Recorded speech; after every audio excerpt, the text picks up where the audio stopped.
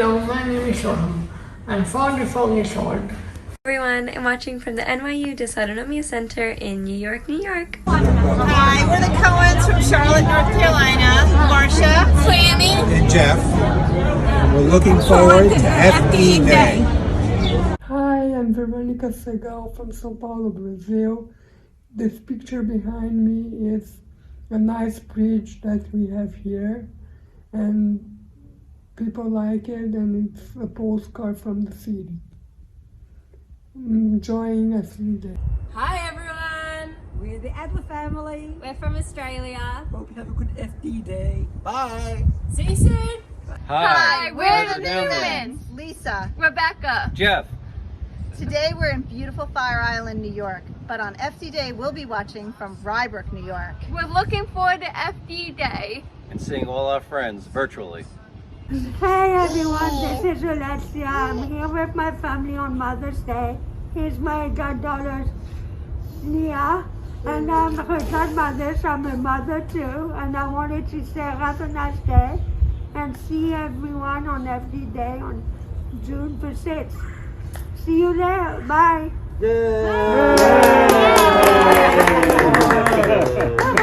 Hi everyone, I'm watching here from the Dysautonomia Center in New York, New York. Hi, we're joining from the University of Georgia. In Athens, Georgia.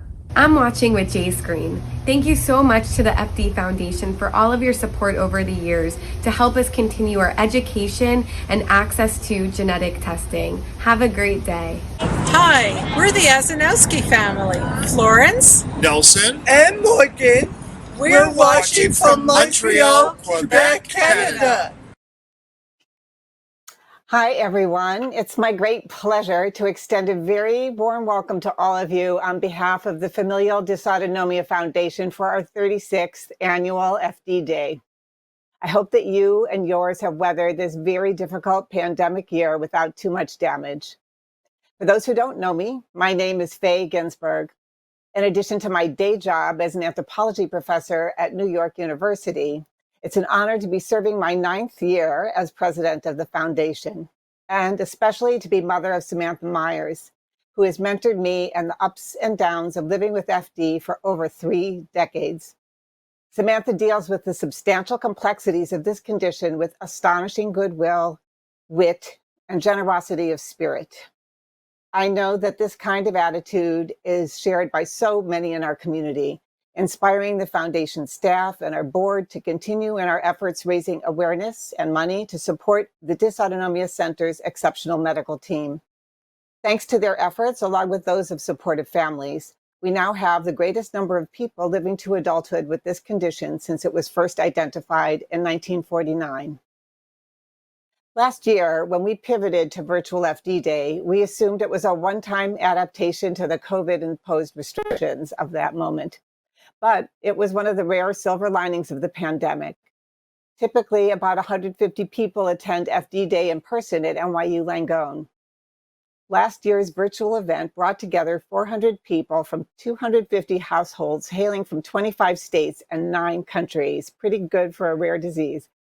It turned out to be a very lively community-building occasion with members of the FD community from around the globe who had an opportunity to learn from our medical and scientific teams and to meet each other.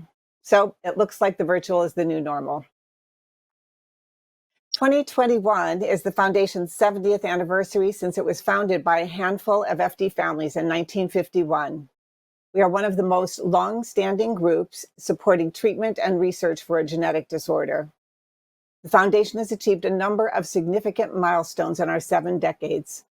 In 1970, the Dysautonomia Center was launched at NYU Langone Medical Center with our support. Through greatly improved medical care under the guidance first of Dr. Axelrod and now under Dr. Kaufman, FD was transformed from a fatal childhood illness to a chronic condition that people can live with for decades. We have also been instrumental in supporting the treatment of FD in Israel, and over the years, we have invested millions of dollars in research with significant results, including, in 2001, the identification of the genetic mutation that causes FD. Since then, the availability of genetic testing with groups like JScreen has resulted in countless births of healthy babies worldwide. This genetic knowledge has also been foundational to some of the cutting-edge emerging treatments that you will be hearing about today. Before turning things over to our next speaker, some thanks are in order. We are so fortunate to have the talented leadership of Dr. Horacio Kaufman, current director of the NYU Dysautonomia Center, and the team he directs, including nurse practitioners Kaya Delamo and Zenith Khan, Dr. Alejandra Gonzalez Duarte, who has recently joined the center remotely from Mexico City and soon to be here in person, bringing her longstanding knowledge of FD as both a clinician and a researcher, and clinical fellow Dr. Patricio Millar, who came on board last August. We are grateful to them and the rest of the team at the treatment center, as well as the ongoing contributions of our scientific advisory board, in particular, the dynamic leadership of Dr. Adrian Gilbert, FD parent and scientist from Israel, and Dr. Francis Lefcourt, distinguished professor of neuroscience at Montana State University. Though we are an ultra-rare disease, we are blessed to have attracted such brilliant people to our cause. Let me also express my appreciation to our foundation's resourceful board of directors who do so much and who really stepped up in this very challenging year to ensure that the foundation could maintain a consistent level of support for the Dysautonomia Center. I thank them and the many contributors to our events, our social media campaigns, and our annual journal, raising not only money, but spirits and awareness as well. Finally, I am so appreciative of our capable and devoted executive director, Lady Etkin. I want to express my gratitude to her and the excellent foundation team, Natasha Weinstein and Erin Breen, and our various volunteers for their work throughout the year and on today's event. Once again, it's a pleasure to welcome you today. And now let me turn things over to the Foundation's Executive Director, Lady Etkin. Thank you, Faye. I'm so happy to be here today for the Foundation's 36th Annual FD Day. And I'm also pleased to welcome everyone to our second year holding a virtual global event.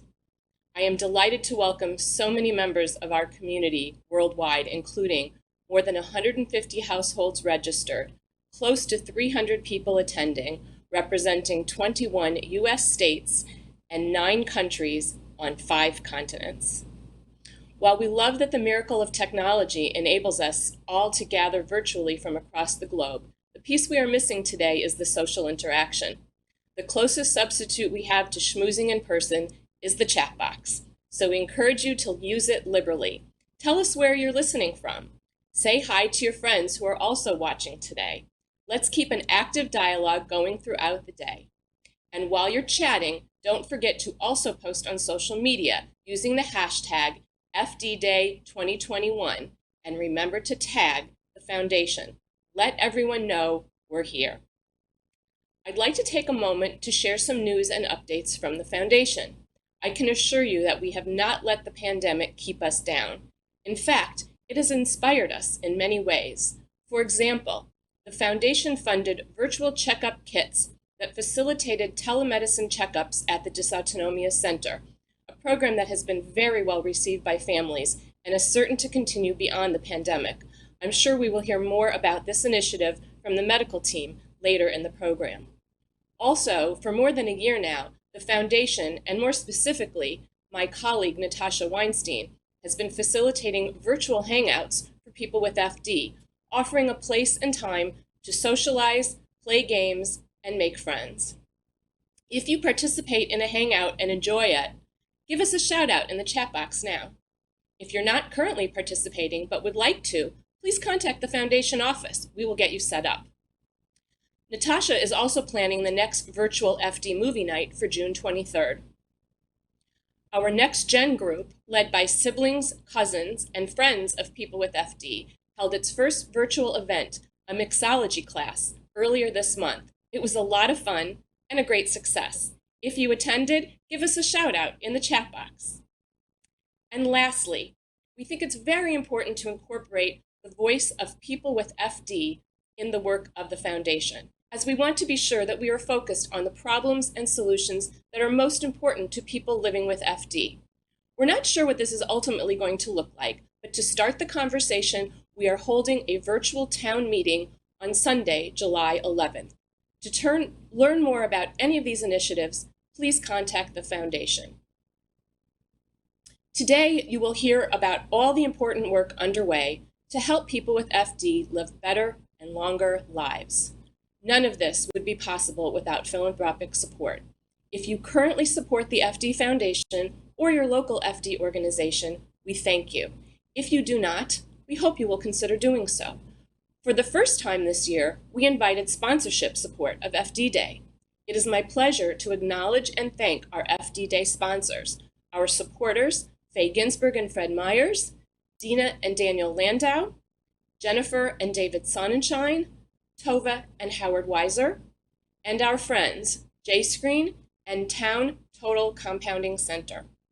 To make your donation today, use the clickable link in the chat box or in the YouTube description below. You can also visit the Foundation website anytime. I'd also like to share some information with you about today's program.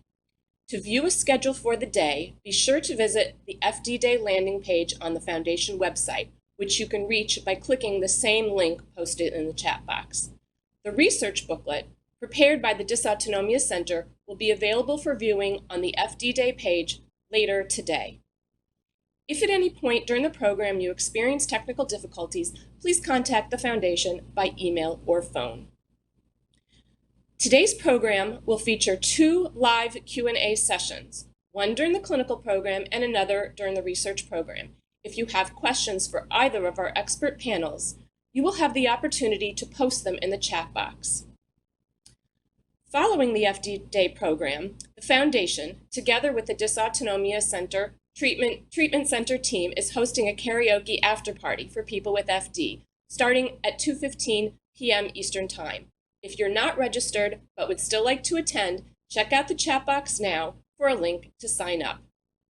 And now, because we are truly an international community, we are delighted to include greetings from our 3 international chapters in the UK, Israel, and Montreal, Canada.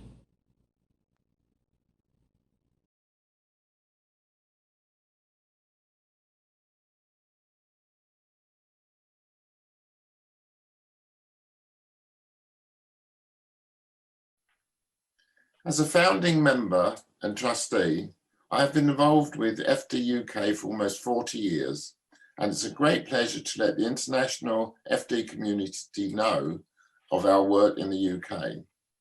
As one of the charity's trustees, it's unfortunate to tell you that we have had our tragedies over the years, but these are now less frequent, and the FD members in our UK community are now reaching beyond their teenage years into their 30s and 40s. This is not just due to the care that they get in the UK and our charity support, but also because of the international efforts in research, medicine, and collaboration, support and experience from and within the international community and NYFD, which I'm delighted to say that our charity is a part of. Let me hand over to Ros, who is a past chair of FD UK and parent of an FD sufferer. She plays a major role in the day-to-day running of FD UK and is a parent liaison officer with some of our major London hospitals. She will give you an insight into our work. Thank you. Thank you, Brian. 2020 and 21 have been very difficult years for everyone around the world, not at least people with challenging, complex and rare diseases. But this has not been stopping our charity from continuing to provide support to families touched by FD. This year, we have provided supplements, therapies and respite to our members and have been able to continue our fundraising efforts via Zoom. Just last month, we had over 200 participants come to join our online quiz, which raised much needed funds and continue to raise awareness in this devastating illness in our community. We are delighted to be partnership with the Familial Dysautonomia Foundation in the US and look forward to long and mutual beneficial partnerships. Thank you.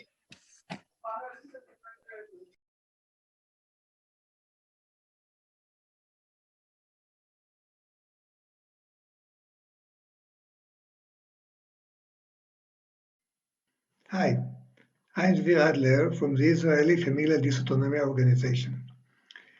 Like everyone else, we also had a very challenging year, and unfortunately, we lost one of our members who died as a result of the COVID-19.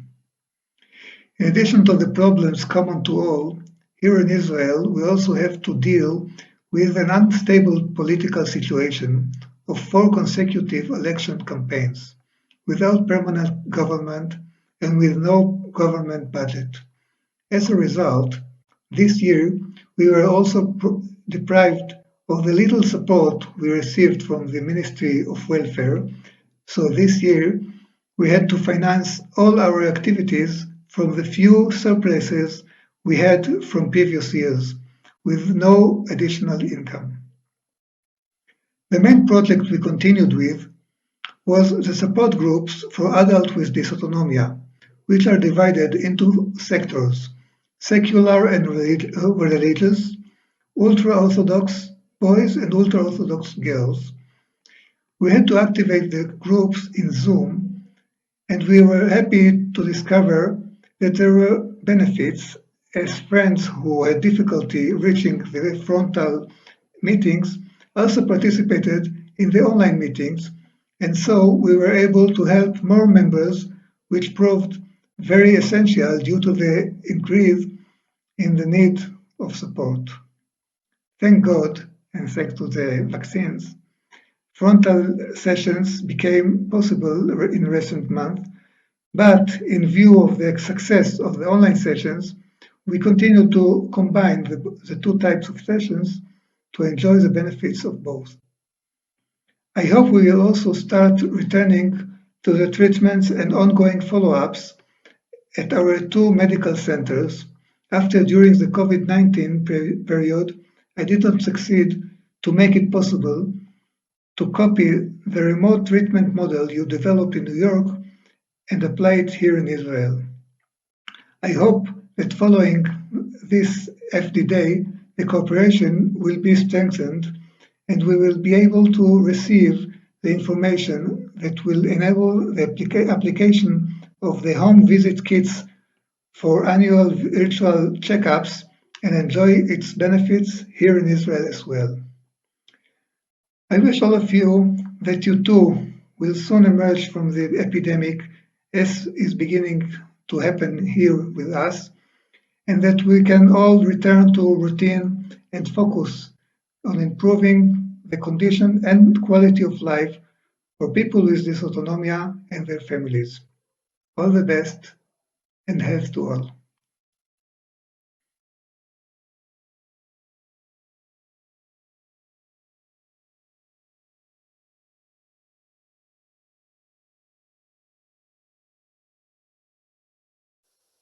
Hello, greetings from Montreal.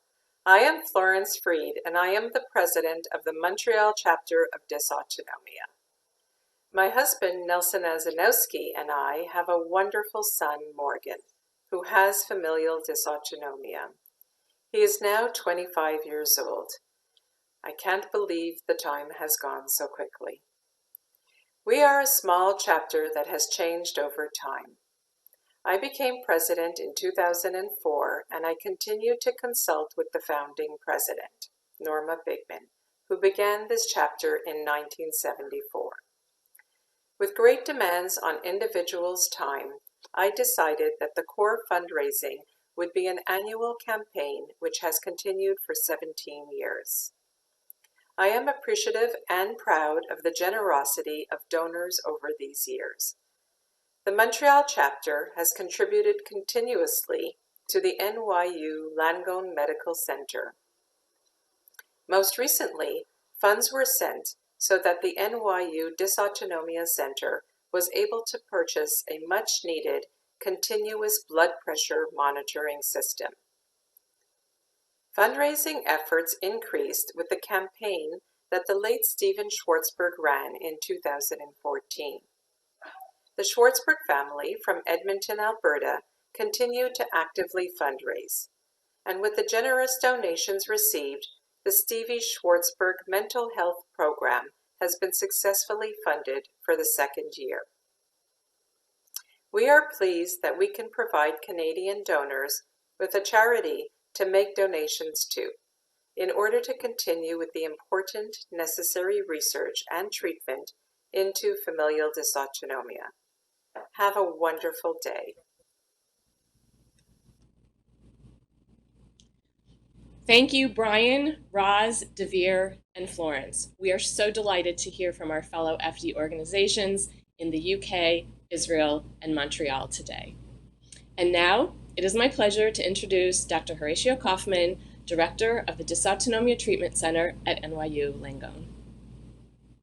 Good morning, good afternoon, wherever you are. Welcome to FD Day 2021, the 36th annual FD Day. As many of you know, since 1985, every year, the first Sunday of June is FD Day, a day when patients and their families from all over the world get together with clinicians and researchers. We greet old friends and meet new ones, and everybody can hear the latest news on FD. This year, like last year, due to the COVID pandemic, we meet virtually. Now, these virtual meetings lack the warmness of the physical presence, but on the good side, they allow many more people to participate all over the world. So today we have a very busy program, and I hope you will enjoy it. You will hear about the COVID pandemic and its impact on our community that fortunately has been mild, also about the development of telemedicine, and you will also hear in detail about drugs that we hope will correct the genetic defects of FD and be able to treat and slow the progression of the disease. As we do every FD Day, I will first tell you about the new patients. Now, these new patients are very, very special, the new patients we have this year, and in fact they provide a theme to our FD Day 2021. It's a very special milestone. And the theme is the expansion of the FD family. Now, I will try to tell you these details without using slides. You will have all this in the research booklet. So I'm going to try to explain this without figures.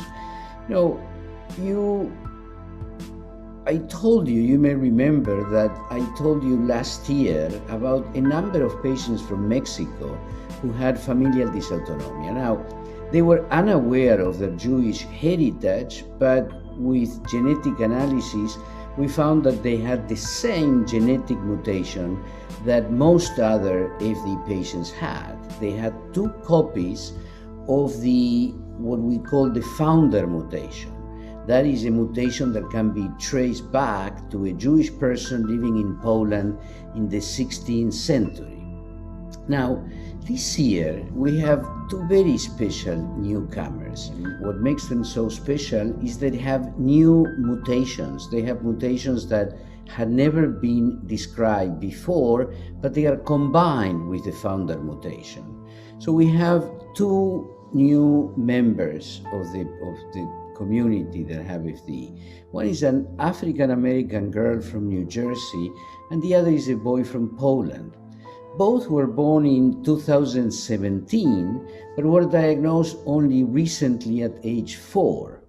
Now, for both children, the diagnosis came as a result of whole exome analysis that was performed because they were chronically sick and doctors couldn't figure out what disease they had. The difficulty in the diagnosis was, we suspect, at least in part, because these children had no known Jewish ancestry, and therefore their doctors were not thinking in the possibility of FD, which is, as you know, classified as a Jewish genetic disease. But both new patients turn out to be heterozygous for the ELP1 gene, the gene responsible for FD. Now, heterozygous, from the word hetero, different, means that they have inherited different forms of the gene, different mutations from each parent. Now, this is what's called a heterozygous or different genotype, and it stands in contrast to a homozygous phenotype, homo meaning same, where an individual inherits identical forms of the gene from each parent. Now, both these new patients, the girl from New Jersey, the African American girl, and the boy from Poland, they inherited only one copy of what is called the founder FD mutation, the one that over 99.5% of people with FD have two copies of. Now, they had that copy from one parent, and the other copy, you need two copies to express the disease, the other copy is a new mutation, is a newly discovered mutation in this ELP1 gene. So, let me explain. You see, as I mentioned, almost all people with FD, 99.5% of the people we know, are homozygous, meaning they are descendants from one person, the founder, who has been traced to a Jewish person living in Poland in the 1500s. That is, both the mother and the father are descendants of the founder, and each provides one identical copy of the mutated gene to their children. In other words, the person with FD has inherited one identical mutation from each parent. Now, both these new patients, that is not the case in these new patients. In both of them, one of the parents is a descendant of the founder, but the other parent is not. In the case of the African American girl, what's fascinating is that the father is from Trinidad. Trinidad is an island in the Caribbean, and he carries, despite being from Trinidad, a copy of the founder mutation. Now, although he's not aware or was not aware of Jewish ancestry, he is a direct descendant of that Jewish founder. Now, we know there were like 15,000 Jews that went to the Caribbean islands at the turn of the century from the Pale, at the time that over 2 million came to the States or to the US, and a few 100,000 to South America. 15,000 went to Trinidad. And then a few thousand more went to Trinidad immediately before and during World War II. So the father is a descendant of one of those persons that carried the founder mutation from the Pale.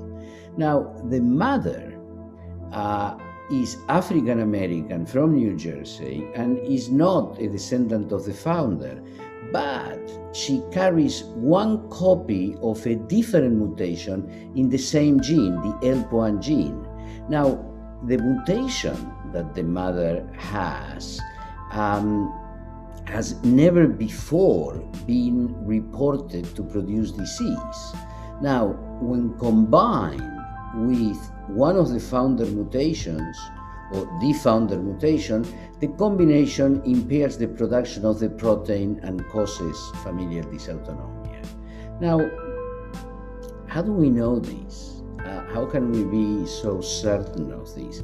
Well, we asked Sue Slagerhaupt and Elisabetta Morini and Gadi in their big genetic center in Boston at MGH, and they not only look at the results, but they consult these databases, and also they can tell us that according to the location of the mutation, they predict that there will be big trouble in the synthesis of the elongator protein 1, and therefore this will result in FD. Now, they also tell us, based on another database called Genome, that two other people in this large database with the same mutation, and these two people are from Africa. So, and clearly the mother of this girl, although she's in New Jersey, she's African American and also comes from Africa. So our new FD patient has one copy of the founder mutation, the one that comes from the 16th century in Poland, in what's today Poland, and one mutation that appears to originate in Africa. So quite a first for our community, and we are of course very curious and excited to help this little girl. The second newcomer is a boy from Poland. Now, this boy has no known Jewish ancestry, and it turns out to be a very similar story because he's also heterozygous for the FD gene. This boy inherited one copy of the founder mutation from his father and a new mutation that had not been described before from his mother. Now, this mutation that had never before been described to produce disease appears, when one looks at this big database of alleles, appears in two European persons that we know were non-Finnish and were non-Jewish. But clearly that mutation combined with the founder mutation results in impairment, severe impairment of the synthesis of the protein, and the affected person develops the disease. Now, this brings the total number of mutations in familial dysautonomia to 5. And of those 5 mutations, 3 are with certainty not of Jewish origin, 3 of them. So, and 2 of those 3 we discovered within the last year. Now, why do these discoveries matter? Well, there are a number of reasons. The first is they show that the current criteria that requires Jewish ancestry for the diagnosis of familial dysautonomia should be modified. For 2 reasons. First, because many people are unaware of the Jewish ancestry, not only the Mexican patients, but patients in other places are unaware of Jewish ancestry in their families, but also now because we know of at least 3 mutations that do not originate in Jewish people. So required Jewish ancestry can delay diagnosis because patients or physicians do not even consider the possibility of familial dysautonomia in patients that have suggestive symptoms, but they don't tell the physician about their Jewish ancestry because they don't know it or because they don't have it. So the discovery of these new mutations also suggests that there will be a larger number of patients and the population will be more diverse. The FD population will be more diverse in the future. Of course, we believe that this should increase the interest not only of researchers but also of pharma to focus on familial dysautonomia. So thank you very much for listening to this. I hope I could tell you the story. And again, my goal was not to use slides. I hope I was able to make it understandable. So I want to switch gears now. Remember last year I mentioned a doctor in Mexico that had worked with us 10 years, more than a decade ago at the Dysautonomia Center at NYU. And then she did a number of things in Mexico and created also a center that was taking care of patients in Mexico.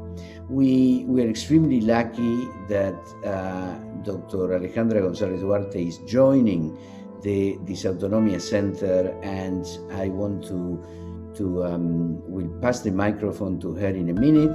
Before, I think is Zenit, that the fantastic nurse practitioner of our center that many of you already know. I think she will be our MC together with Kaya, and you will also, as I mentioned before, hear about the latest in genetic treatments from basic researchers that are developing them in the lab.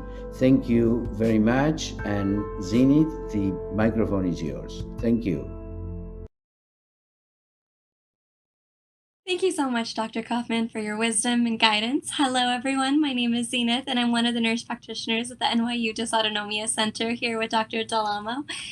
Dr. Kaufman, thank you for sharing how newly diagnosed cases in FD in non-traditional populations provide great insight into the disease and the future of FD. Upcoming clinical trials will be an opportunity for families to continue their active participation in the work that the center is doing now. Now I'll move into introducing our new clinician joining the center team, Dr. Alejandra Gonzalez Duarte.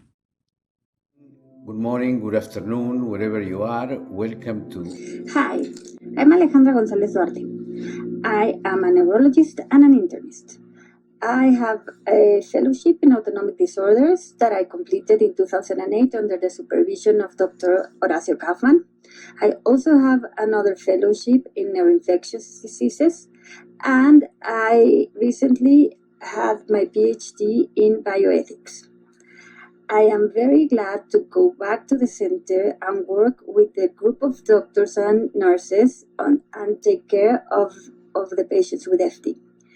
For the last 10 years, I have been following up all the scientific advances and also the social media of the FD community. Particularly, I have enjoyed, laughed, and cried a little bit with the photography contest. I am very honored to be back, and I wish we can meet soon. Have a nice day in this FD meeting. Take care. Thank you, Dr. Gonzalez Duarte. We are so happy to have such an experienced physician who's so highly already returning to us. Our next presenter is Dr. Patricio Millar-Vernetti, who will be talking to us about COVID-19 and how it affected FD patients. Hi, I'm Dr. Patricio Millar. I'm a neurologist at the Dysautonomia Center, and I'm glad to take part of FD Day in the second virtual version. Today, I'm going to talk about something that we've all been living with and experiencing for the past year, COVID-19 and vaccines. So, since the pandemic started, millions of people around the world have been affected by COVID-19, including many of us. And by now, it's very likely that we've all either been affected directly by it, or have had a family member or a friend that has been affected by COVID too. During the early days of the pandemic, something that we were concerned or worried about was how would people with FD do if they were to have COVID-19. We know that pulmonary and respiratory problems are a common concern in FD, and knowing that COVID is a disease that primarily affects the lungs and the respiratory system, this was a big concern for us too, as well as if this would trigger severe or unrelated crises too. Fortunately, so far we only have a record of 14 cases of COVID-19 among FD patients, including a patient that even had COVID twice. We've heard about cases across 4 different countries in patients with ages ranging as young as 13 years of age all the way to 50 years of age. And to put this into perspective, this is about 5% of the FD community, which when compared to the whole population is about as half as the proportion of people who has had COVID in the US. And this is a relatively low number, which is a reflection of the great job our community has been doing in keeping safe with recommended measures to prevent infection, such as wearing face masks, keeping social distancing, and hand washing. And we want to congratulate you for that, because that's an accomplishment that you've achieved by yourselves. Only 3 patients needed to be hospitalized for COVID-related complications, one of which had serious pulmonary problems to begin with. Another one had pneumonia and metabolic problems that required IV fluids and antibiotics. And there was sadly one patient in Israel who passed away due to direct viral heart complications. But for the most cases, symptoms were mild and could be managed either at home or as outpatients. Many of these people were diagnosed due to a high suspicion for COVID or just as a precaution in the context of having close contacts who had also tested positive. These symptoms ranged from mild fever, cough, feeling tired and lethargic, and some patients had autonomic crises that again could be managed with their usual treatment and medications. Most importantly, we haven't had any reports of people with FD having long hauler syndromes or long-term post-COVID complications. Moving on to vaccines, we know that COVID vaccines are effective. They help reduce the severity of the symptoms, they help avoid hospitalizations, and they help reduce mortality from COVID. Furthermore, it has been more recently shown that they help reduce the transmission of the virus itself as well. So far, we've had over 40 patients with AFD receiving different vaccines, including the vaccines from Pfizer, Moderna, AstraZeneca, and Johnson & Johnson, and even some couple of patients younger than 18 years of age.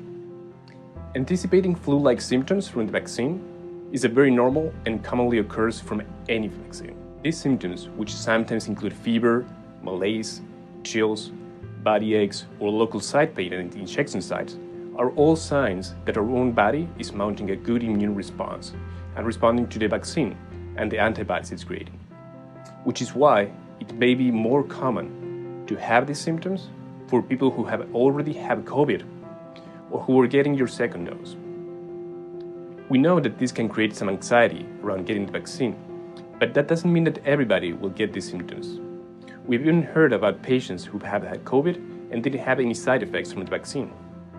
Nevertheless, we understand that this can be very uncomfortable too, and that in patients with FD, this may even lead to an autonomic crisis. For everyone who has had the vaccine, most people with FD tolerate it very well without any symptoms at all, which is also true in the average population. Sometimes when having the second vaccine, as mentioned before, can elicit more of these symptoms because the immune system is already primed to take action from the first dose. For this reason, and to avoid these symptoms that again could terminate or ultimately lead to an autonomic crisis, we're currently recommending to, in the evening after the second dose, start taking ibuprofen or acetaminophen, also known as paracetamol, and to keep taking it around the clock for the following 2 to 3 days. Some people prefer to take the medications only if they start feeling unwell, or if they take their temperature and find out that they have a fever coming up. But if following this scheduled dosing, it's especially important not to skip any doses at nighttime or during sleep, as many people may wake up during the night with fever or other flu-like symptoms like chills that can quickly mount up to trigger an autonomic crisis. Nevertheless, so far, following these recommendations of taking these medications every 6 or 8 hours as indicated has had a good results, resulting in fewer side effects, better tolerability to the vaccine, and no autonomic crisis. So to sum up, we're happy to see that a few patients with FD who have had COVID have had mild symptoms and fewer complications, and we want to keep it that way. We still encourage people to maintain social distance when possible, to wear face masks in public, and most importantly to get vaccinated, so we can slowly and safely go back to normal.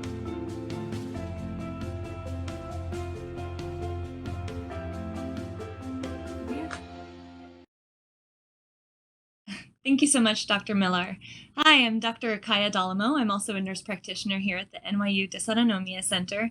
The pandemic has made such an impact on all of our lives over the last year. Of the many changes that we've experienced, one that is here to stay is telemedicine. Nurse practitioner Zenith Khan will speak about using telemedicine for patients with FD. Hello everyone! Today we will be talking about telemedicine and virtual visits at the NYU Dysautonomia Center for patients with familial dysautonomia. The NYU Dysautonomia Center has been serving patients with FD since 1970, and it remains one of the preeminent international facilities for treatment of this devastating and progressive disease. Our center devotes itself to the care of patients with this complex disorder to provide each patient with a comprehensive and individual plan of care. Our center sees patients from all over the country and the world for their annual and interim visits. FD patients have regular in-person visits with the specialized care team, including a family nurse practitioner, a neurologist, pulmonologist, gastroenterologist, and ophthalmologist. And as you can see here, patients fly in from all over the country and the world to receive care at our center. Regular annual in-person visits are encouraged for every patient to receive the latest up-to-date level of care. While beneficial for overall health outcomes, this care model can be financially burdensome and time-consuming and can create a barrier for patients who need to travel significant distances to reach a specialized FD center. Prior to the pandemic, out-of-state and even some in-state patients complained that visits into Manhattan were financially burdensome, time-consuming, and put patients at risk of complications due to the special considerations and accommodations needed for travel.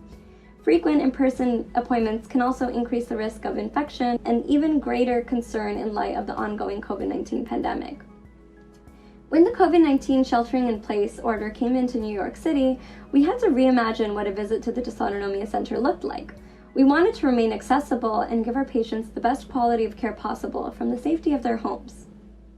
So the Dysautonomia Center had to ask ourselves, how would this look like for medically complex patients? Telehealth offered care options for patients with FD that overcame many inconveniences and safety concerns surrounding in-person appointments. However, the level of monitoring required for a routine FD patient visit went beyond what a normal telehealth visit could provide. As the pandemic had forced many clinics to transition to telehealth models, the FD Center developed a special task force to advocate for patients to continue to receive comprehensive care. In response to the COVID-19 safety measures, the Dysautonomia Center, with the help of the FD Foundation, implemented a telehealth model that involved web-based video appointments with multiple members of a multidisciplinary team and kits with written instructions and videos, demonstrations sent to patients prior to the appointments. These kits are used to measure weight and height, evaluate lung health, listen to heart sounds, record EKGs, assess gaits, and look for ulcers under the supervision of a healthcare provider. Here's a video that talks about all the details of our kit. Welcome to the FD Kit. In here, you will find everything necessary in order to complete your visit.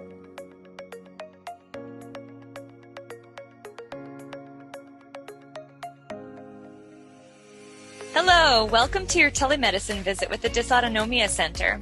Using telemedicine is new to many people, and like anything new, it can cause some initial anxiety. We understand this, and so have prepared a video to help you through this journey. Please take care of all of the items inside the kit and return them in the same condition that you found them in, because these are tools that are vital for the continued assessment of others, and your actions in caring for them are caring and respectful actions towards people who need to use them after you.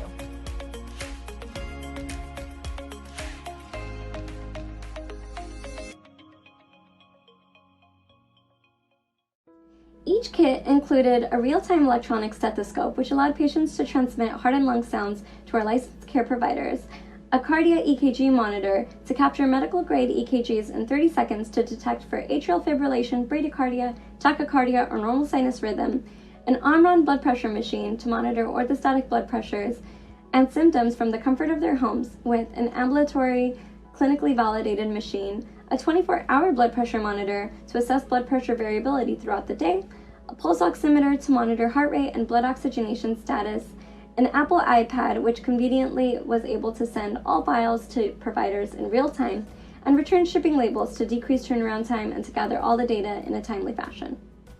Many patients expressed great feedback regarding the virtual visits.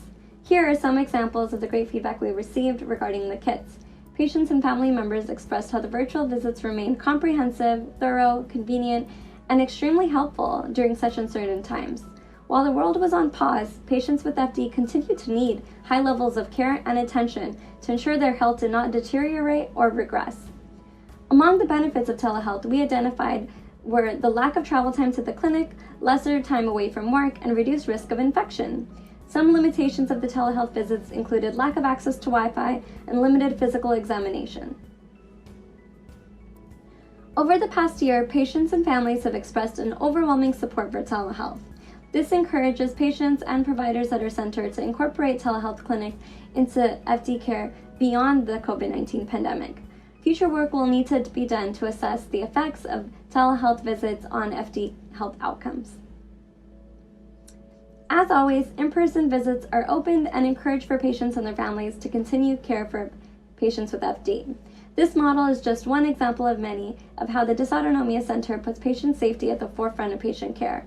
We will continue to adapt with the times and ensure that every patient, regardless of their geographic status, is cared for and receives the latest information to live the best possible lives they can. Thank you very much for your time. Thank you so much, Zenith. Collaborating with clinicians around the world has always been an important part of our work. We will now hear from the clinicians at 2 FD centers in Israel who have been key in sharing their clinical experiences of COVID-19 illness and vaccines in their patients. First, we have Dr. Alex Gileles Hillel from Hadassah University Medical Center. Then we will hear from Dr. Bat Elbar Aluma from Sheba Medical Center.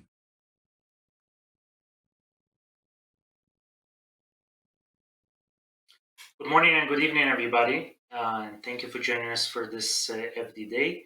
My name is Alex Gileles Hillel, and I'm the head of the FD Clinic at Hadassah Medical Center.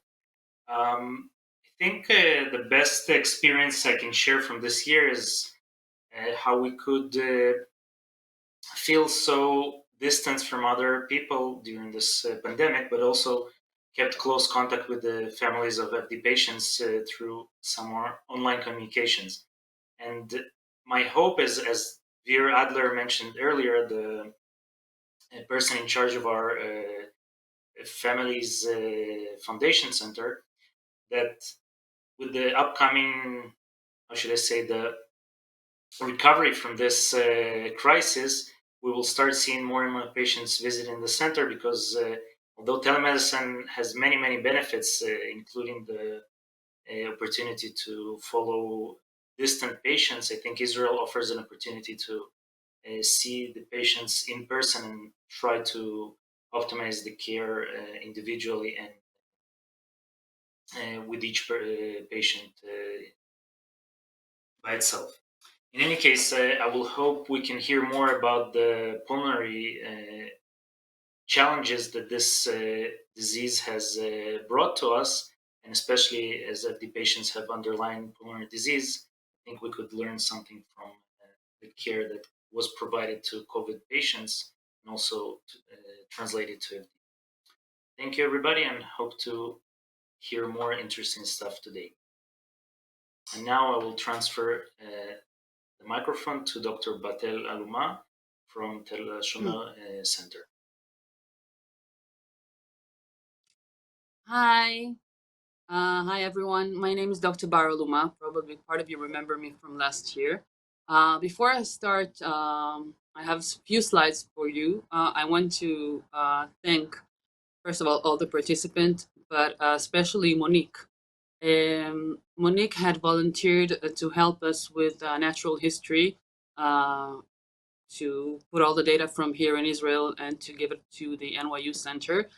We struggled with that for a period because of the COVID-19, but now that we are in the post-vaccine era, so I'm very happy that Monique, that is also hearing us, can help us with that. And if we're talking about natural history, I'm going to show you a little bit of data of the pulmonary function tests of participants, of patients with dysautonomia here in Israel. So next slide. So here we have data from 52 participants and 199 tests, almost 200. Each participant had 3 to 4 pulmonary function tests over the years, with a follow-up that goes from 1 year to 7.5 years. Next slide. So here we see a lot of numbers, but mostly what we can see from that is we have several pulmonary function tests that are the most important, the FEV1, the FVC, and also small airways. Next slide. Also next slide. So what we see from here is that when we divided all pulmonary functions into two groups, we looked at them at everyone at the age of 30, and we divided them into two groups. The one is the L group, which has low pulmonary function tests, And the other one is the M. I don't know why we chose the M. Maybe M is like mitztayen in Hebrew, which means exceptional, excellent. And what we can see here, that the line is exponential. What it means that the pulmonary function test drops significantly up to the age of 20. That is with the L group, with the one with the blue, and the M group stays rather. It goes down only at the age of 30 or 40, so they're quite stable. Next slide. Next slide. Sorry, the one before. Thank you. The same thing we see also with the trapped air. Some of the participants were also able to do not only spirometry, which depends on how you do the test, how you blow out the air, but also volume of the lungs that you do when you enter a box, and with the difference of pressure within the box and in the lungs, we can also see how much air is trapped in, and we can take it out. And also here we see the same thing. We see that the L group is kind of high and gets higher with time, and the M group is quite stable. Next one. And here another thing that we see is the response to bronchodilators. So what we see here, that we sometimes when pulmonary function test gets worse with years, we don't have a good response to bronchodilators, albuterol or Atrovent, because of sometimes we have bronchomalacia, which means that the cartilage get a little bit weak. But here we see that even with low pulmonary function test, there was a positive response. So there are two things that we can learn from this data. First of all, if we take good care of our lungs, then we can stay healthy for a long period. And second is that we are responsive to bronchodilators, but it's a good thing to check it once in a while, and to see that we are still responsive and we're not just getting the treatment without any good response. So that is the data that I have to show you about pulmonary function tests over the years. And thank you very much for hearing me.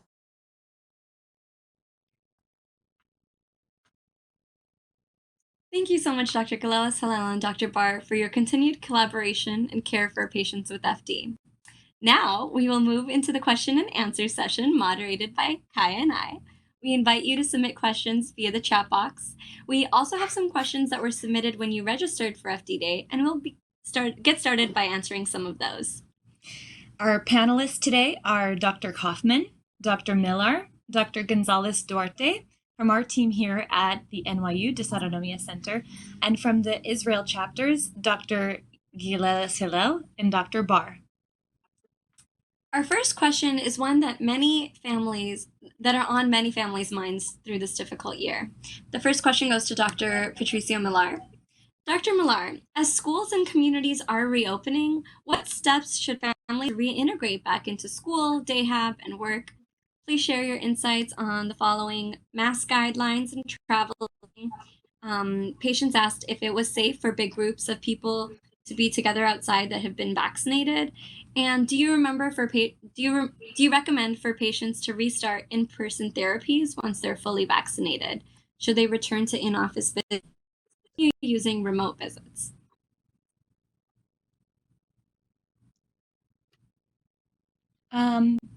Dr.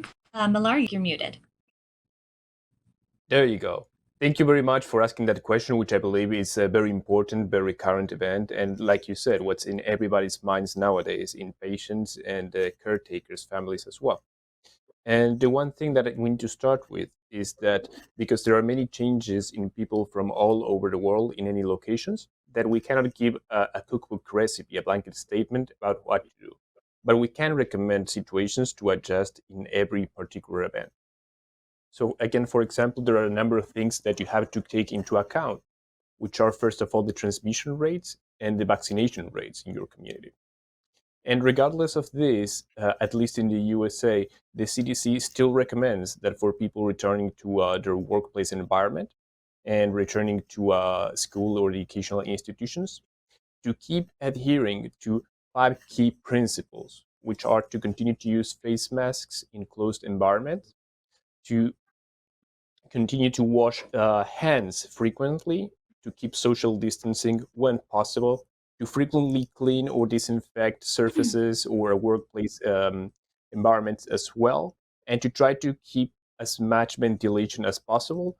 If possible, the most essential, to keep ventilation from outdoors, meaning trying to keep windows or doors open whenever possible. And the other situation that it needs to be considered is specifically about institutional or educational guidelines in each particular place, which is what plans will be placed whenever a situation arises. For example, what will happen if a student, if a teacher, someone from the staff or from the workplace has a contact that had COVID, is infected, or is showing symptoms that may be suggestive of COVID at the time. What kind of quarantine is going to take into place, what kind of contact tracing will take into effect as well. And talking about gatherings, several factors come into account as well. We know that for people who are fully vaccinated, it's safe to be without masks, even indoors. And when having different scale gatherings, again, there are several factors that need to be taken into account. One is not only the number of people that are going to be joining, because again, we know that depending on each household, there will be smaller or more amount of participants. But it also depends on the vaccination status, if everybody was able to get a vaccine, and from how many households they're going to be joining. If the participation is going to be indoors or outdoors. Outdoors, we always know, is much safer. What kind of activities will they be engaging in? And again, from where is people going to come from which distances? And this is also important because it involves travel and modes of transportation. The risk is not going to be the same if there's a family that's going to be sharing a car, if there's going to be travel going through a bus or train, or even a plane. And again, this has to do with the chances of transmission in different situations. And one factor that's very important is also vaccination status in children. Fortunately and recently, we know that the Pfizer vaccine has been approved for children starting from the age of 12.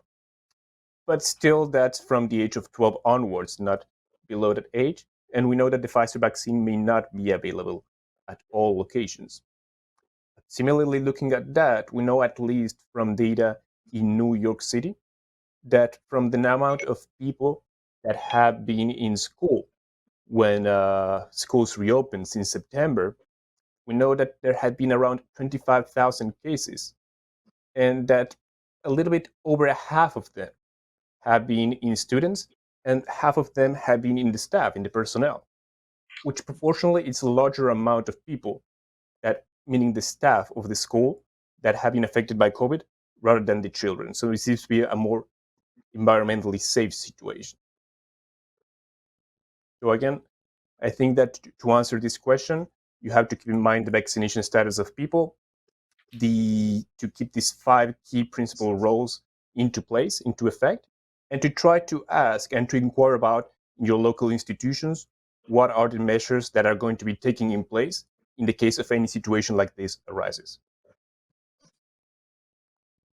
Thank you so much, Dr. Millar, for that sound and practical advice. We understand that the situation might change from place to place, and we're always a resource if you have any follow-up questions, both here at the NYU Dysautonomia Center and the Israeli Center, I'm sure. Now for a question about gut health for Dr. Gonzalez Duarte. Dr. Duarte, for patients who are on long-term antibiotics, what are ways they can improve their gut health to prevent infections like C. diff and alter their microbiome?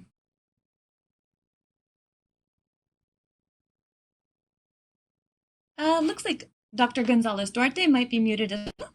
Sorry, this is a very good question, and I think the short answer is to keep it naturally, to get all the food you can have naturally. I mean, having lots of proteins, lots of vegetables, nuts, of course, and try to get your antibiotics with the food. And then, if you are getting or other supplements like lactobacillus, to take them after 1 or 2 hours you took your first antibiotic dose.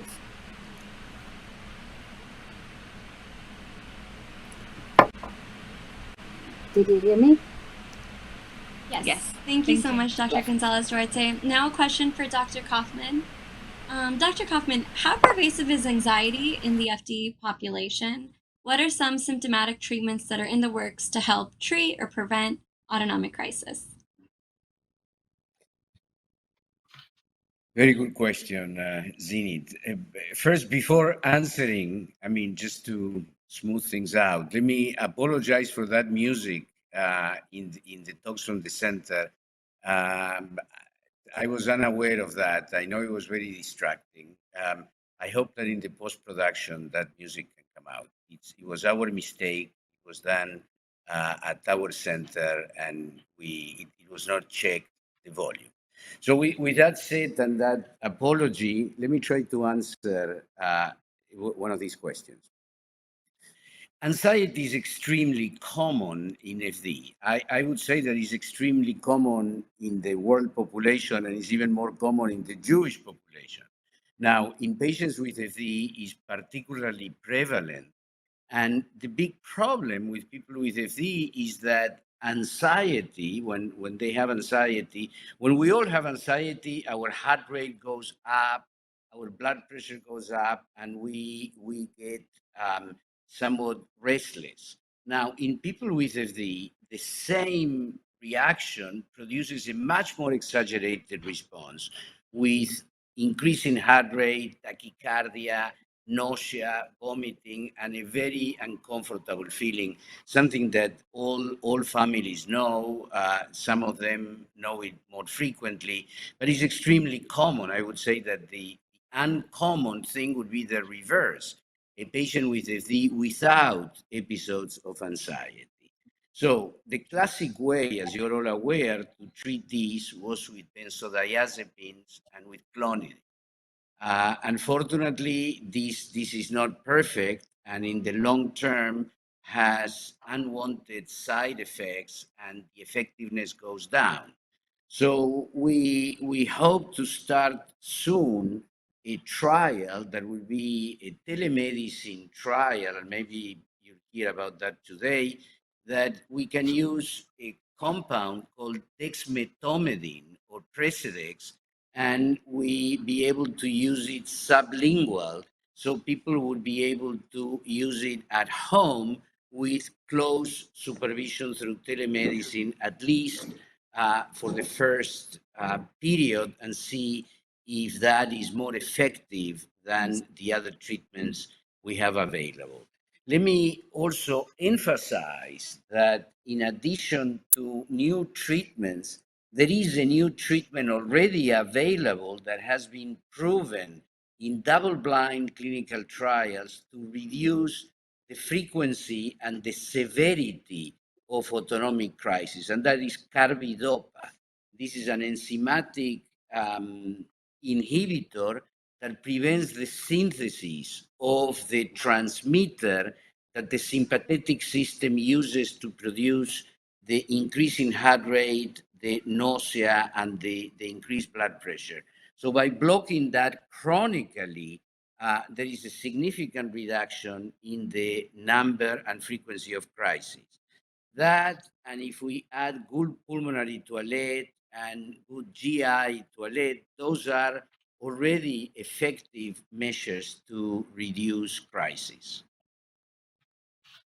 I hope I answered, and I'll be happy to answer any more details. Thank you so much. A follow-up question that was entered by a member in the chat. Do any FD patients use CBD, cannabis, or medical marijuana, and are there any studies on this? For Dr. Kaufman. Well, yeah, I'm jumping, and I would like also Pat and Alex to comment on this, because as you know, Israel, or biotechnology in Israel, is at the forefront of studying these cannabinoid receptors. So yes, we have some experience. We tried to do a trial, and we had some regulatory issues, so we haven't done a trial. We do have experience with isolated cases. A good number of patients are taking CBD supplements, and I would say, without this being a control study, that the results have been mixed. Some patients are very encouraged and think that it's helpful. Others don't see a difference. So again, we hope to be able to do a more controlled trial. But the point is that this is a whole new family of receptors that potentially could be useful for the treatment of anxiety, in the same way that psilocybin and even MDA and LSD, drugs that traditionally were sort of banned because of political and counterculture wars in the 60s and 70s. Psychiatrists are realizing now that many of these drugs could potentially have an important role in the management of anxiety and mental illness. So I just want to summarize that there is the possibility of these drugs being useful, but more clinical trials and research is needed.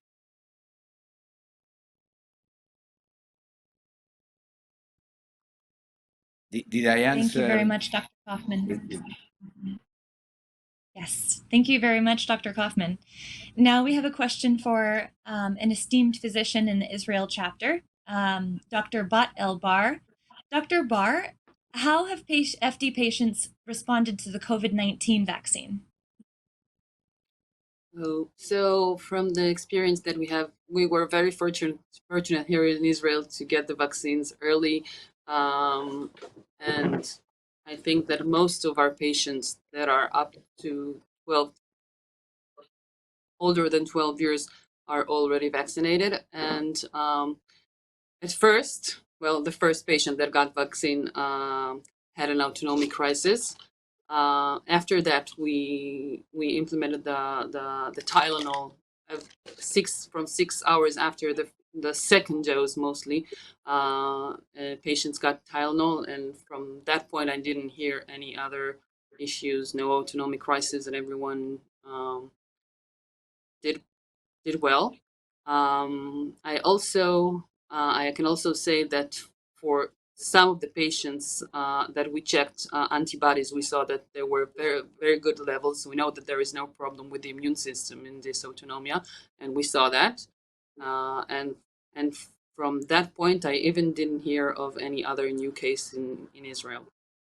So we were very fortunate here in Israel. That's really wonderful. That's fantastic. That's fantastic. But let me just make a comment. I think we are all, I mean, at least in the US and in other countries, learning from the Israeli experience, because I think you guys have already achieved like herd immunity, right? Like 70% of the country is vaccinated. That in the US, that number is far from that. Is that the that's case, quite amazing, Alex and because Bad? that's true. And previous thoughts were that we had to reach more than 80% to get the herd vaccination, but we got it even before, so that's great. That's great. So Yes. that goes thank to you so what much Dr. Mijar was saying, that the advice is very dependent on the society where you are, and both Zinit, Kaya, and Patricio, and we are sometimes we may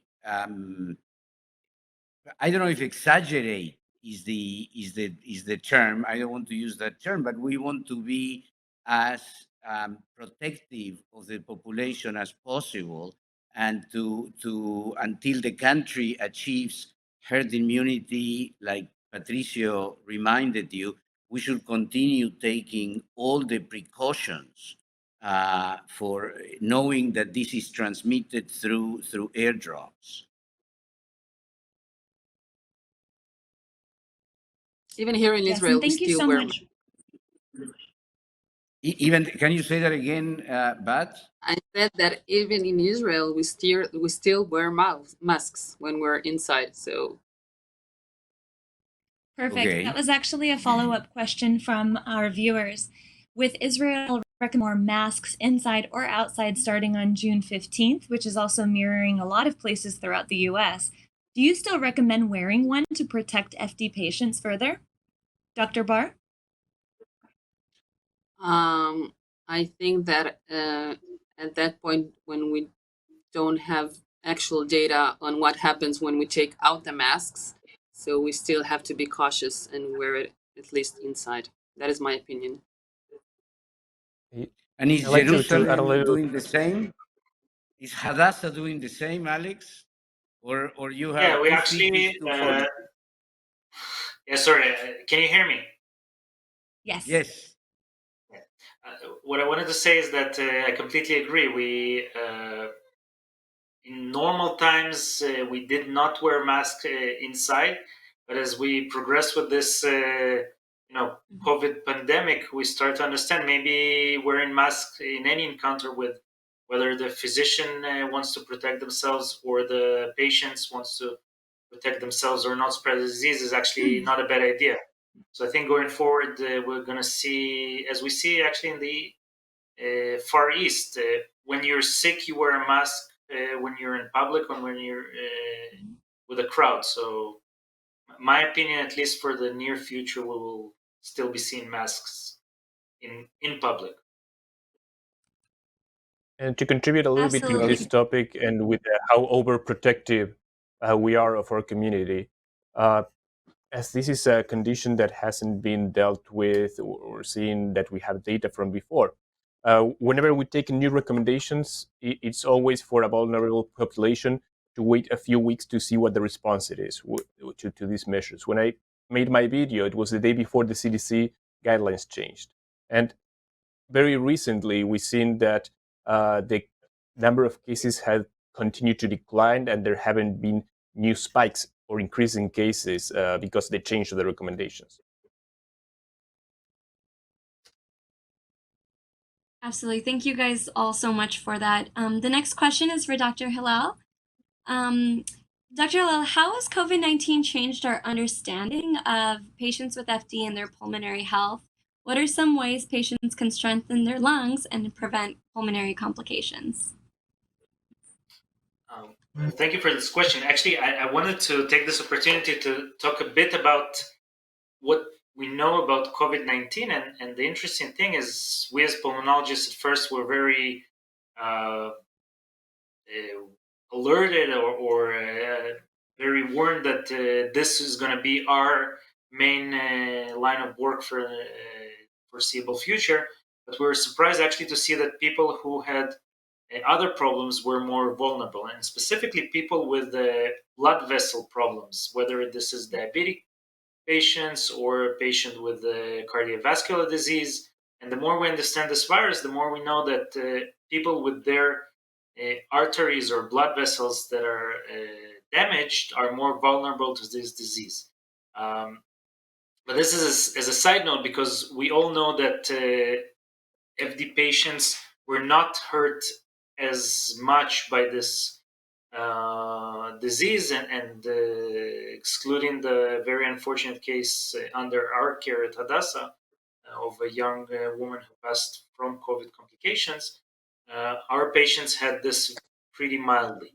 And going back to the question about pulmonary status, we all know that there is a pulmonary component to COVID-19, and the better you come facing it, the better you will come out of it. And since FD patients have all what we call bronchiectatic disease, or many of them have bronchiectatic disease, that is a disease of the airways that are damaged by whether it's reflux or recurrent infections, the best way to protect it is to clean them.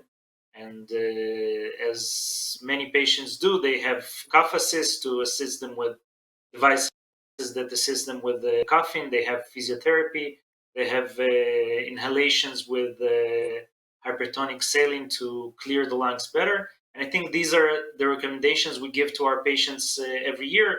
But this year has put a spotlight on it, saying that we should keep the lungs of our patients even in better condition. And again, the same measures, but probably more important than ever.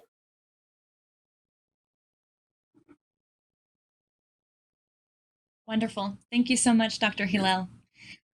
Dr. Kaufman, a question that was entered from our audience after your great presentation today on the new genes found is, if only one parent tests positive for the FD gene by J-screen, can the child still have FD from those parents, considering other less common variants have been found that can combine with in a heterozygous form of FD? You know, that's a great question. And you see, until not that long ago, the answer would have been that both parents have to be carriers. And in that case, they have 25% chance of having a child that receive the mutated copy of each parent. And as you're aware, the parent is only a carrier, has only one copy. So you would say, well, if only one parent has the FD mutation, the child has no chance of getting that. However, and that's the usefulness of the question, the reality now is that in addition to the founder mutation, and that they call the small mutation, that there are like 9 patients that have it, and was described in like 2003, there are now 3 more mutations that clearly are pathogenic when combined with the founder. So I would say that in theory, yes, if one of the parents has the founder mutation and the other parent is not tested for one of the new mutations, there is that possibility that a child would be heterozygous, but that both genes would be defective. The new mutations, as I tried to explain, one appears to have originated in Africa and the other originated in Europe. So that's why we have these 2 new patients that if they would have had testing, the parents would have had testing before the child, only one parent would have had the founder mutation, and it would have considered that they were home free, and they were not. So I believe it's important to test for these new mutations. How common they are, we don't know. Those are the questions that we asked to Sue and Elisabetta and Gadi, which works on these big databases on how common this is. But I think we will be finding that out. So the short answer is, in theory, yes. If one of the patients has the founder mutation and the other doesn't, there is a very rare, and we don't know how rare, the possibility that the other person, being of Jewish ancestry, or not being of Jewish ancestry, could have another new mutation. Fantastic. Thank you so much to all of our panelists, and thank you to all the caregivers and patients who submitted your questions. We'll be wrapping up the Q&A portion now, but please do not hesitate to contact us individually or if you have any unanswered questions. The next part of our program is something that's very special to us all and something I've been looking forward to all day, and we will be talking about the Distinguished Awards. Each year, we nominate individuals with FD whom we want to recognize because they're courageous and brave and meet and transcend.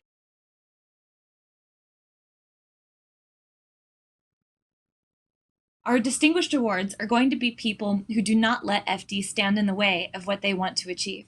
Please welcome this year's honorees representing the US, England, and Israel.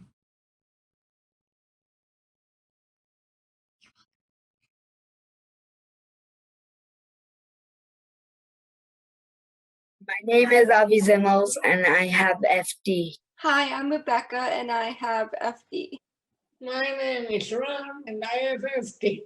Hello, my name is Kelly Borman, and I have familial dysautonomia, but that does not define me, and you should not let it define you either. What do you like to do? Lead them. I put their reins on.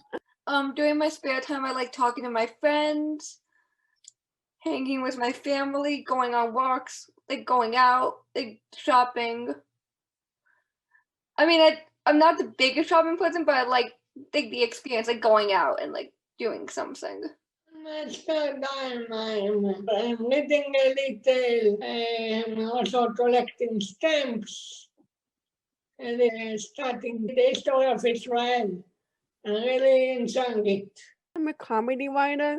I think I started when I was 26, and I started writing comedy sketches because I saw someone comedy sketches, and I thought they were kind of gross. So I wanted to do my own, and I also love doing ceramics. I made this wolf out of clay. I'm glad I was able to start ceramics again. First teacher said I couldn't do it because of my size and condition. I proved them wrong. How have you been spending your time during the pandemic? With my sisters more. We do art together. Me and two of my cousins made a virtual magic show. So I recently graduated from college with magna cum laude with a degree in communications and minor in digital marketing. Because I was still in school for most of it, that kept me very occupied because I had classes like the whole week and like work, etc. But this pandemic was, I know how tragic and awful it was. It helped open my eyes to the wonders of the kitchen. Cooking more. This morning, for example, I tried to make a Japanese rice ball. I also started working on a screenplay. I'm not studying, I'm seeing lectures online via Zoom. What are you looking forward to as things begin to open up? Having my friends around. I would love to find a part-time job in marketing and communication fields. Probably just seeing more people in person and instead of online. I'm really excited to see what's next, like in the adult world, possibly living on my own at some point. Yeah, like just experiencing new things. Going into movie theaters. And hopefully I get to volunteer again at the local Jewish Federation. And giving people hugs without a mask. That too. Going to museums, going to the mall, going around, starting traveling again, especially like to travel to the north, to Kinneret, to the Dead Sea, also to Ashkelon. What advice do you have for people living with FD? I know sometimes the struggle is real and scary, but never give up. Just meditate, relax. And trying to be as happy as you can. To be with experience as much as you can and staying busy, learning, listening to music.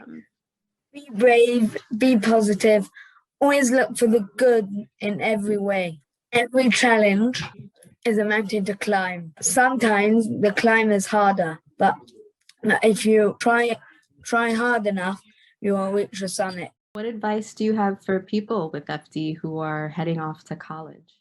Everyone with FD is different, so do what's right for you. I know when in college and you have multiple classes, it can feel a lot sometimes. So I would just say take your time at your own pace, like you can get it done, and like ask for help if you ever need it.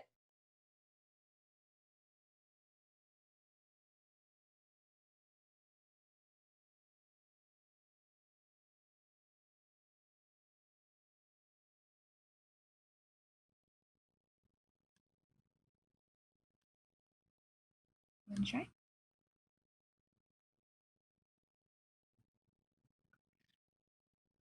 We're having a little bit of a connection instability issue. Can you hear us?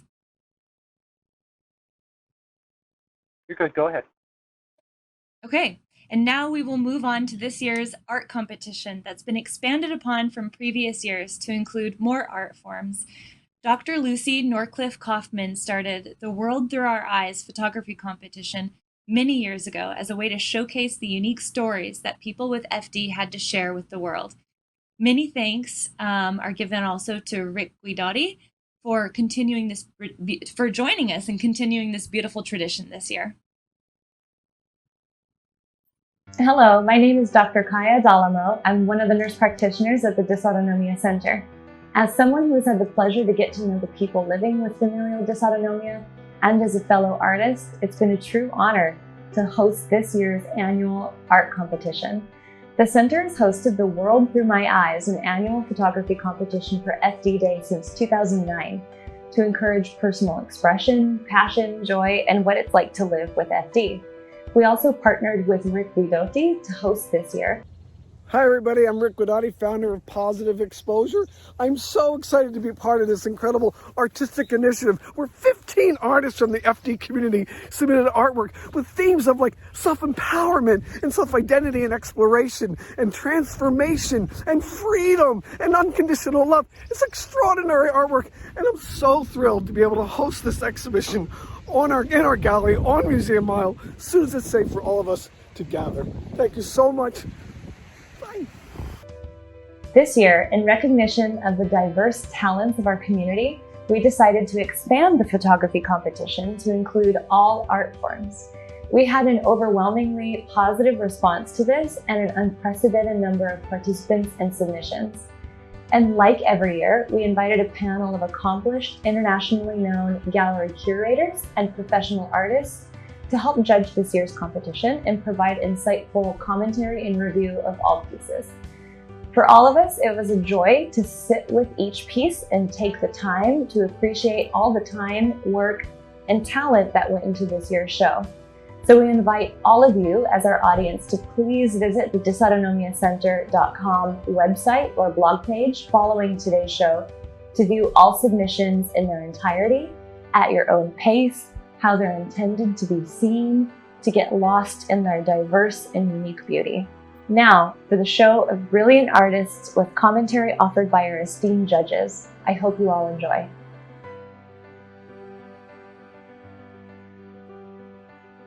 Alexia de Gunsberg's abstract is bold, with vibrant use of colors, which, as they mesh into each other, she created a centripetal force that both draws you into the center, at the same time inviting you to view it in its wondrous, colorful entirety. You can tell she's excited to let colors intersect. We appreciate the boldness. She is gifted and should continue to experiment working on color and water.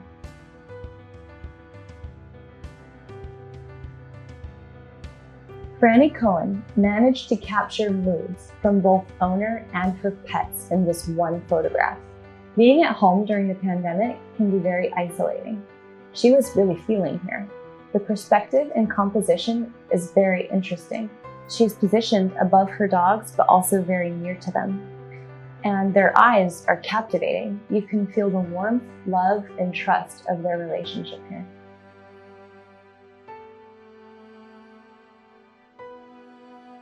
This self-portrait by Gabby Jassy is brave art. It is vitally important to be shameless and to actually enjoy your problems. Letting people know, this is me, this is how I do it. Bravery to express the self. The opposite of living with stigma is living with self-love and pride, and Gabby captures this here. Her portrait literally is energizing.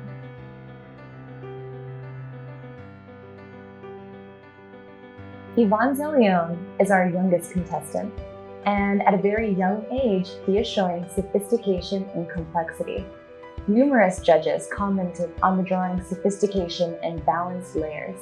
This is a thoughtful expression of complexity. When considering this as a form of writing, the art becomes a narrative, a sentence. He is talking about the house fish with the lines.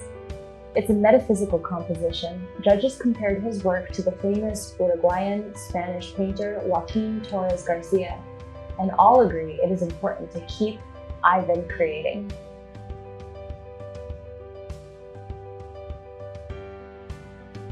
The colors in this still life by Jackie Goldberg are bright, exciting, and vivid. The composition is beautiful, which is tied to Jackie's loveliness and to her bright personality from Southern California.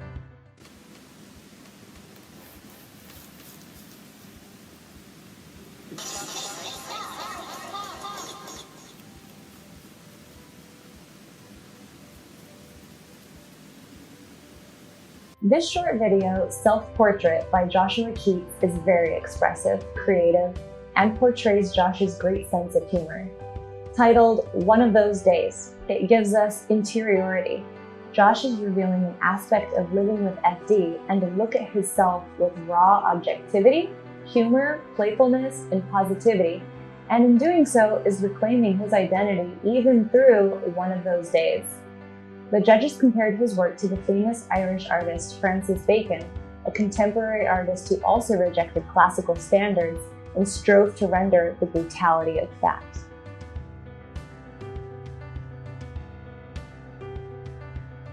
Justin Sachs' use of color and brushstrokes is bold and expressive.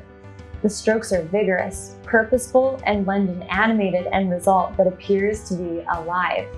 With the limited amount of colors he chose and limited amount of lines, he was thorough in what he wanted to convey in this image. There's a tension to the eyes, maybe even an expression of pain, and there's a tension to a tilt in the lion's neck, as well as in Justin's portrait of the playful pup, which is featured online in the full gallery after the show. They tell a story. Through all this, the painting is not overworked. He knew when to finish, and the result is beautiful. That shows signs of a very methodical and mature artist, and judges encourage him to continue painting. Justin's got chops as an artist, they said.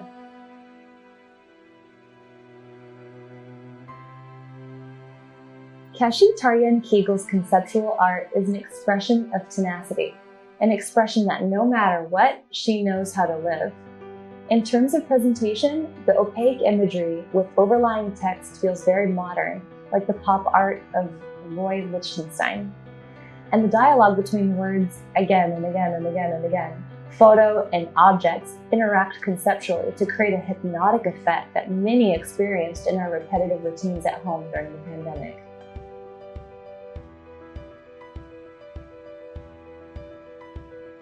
Laura Clausen's digital painting of a young female in a mask is the best document of our current time.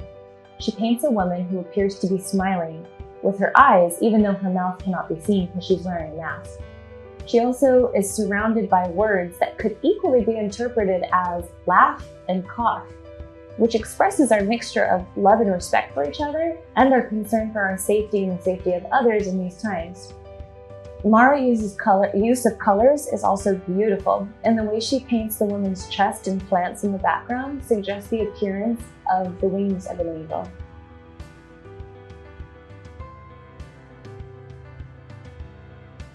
Peter Sonnensheim's painting, Queen's Gambit, embodies the European style of expressionism.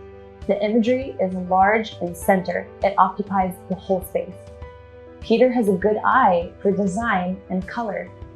This is even more remarkable because Peter, like many others with FD, is legally blind. Elements of the subject of this painting, the popular TV icon, have been abstracted. The position of her hands and the ferocity of her gaze are intriguing, pulling you closer into her game where she will win. Also, the parallels the painting's subject has to the artist as an underdog who overcomes great adversity is compelling. Judges encouraged Peter to paint even larger. It would be like a wrestling match for him that he could consume himself with, as in a battle. He should attempt a small mural. It would be empowering for him to recreate a painting he did smaller on a large space to broaden the expression.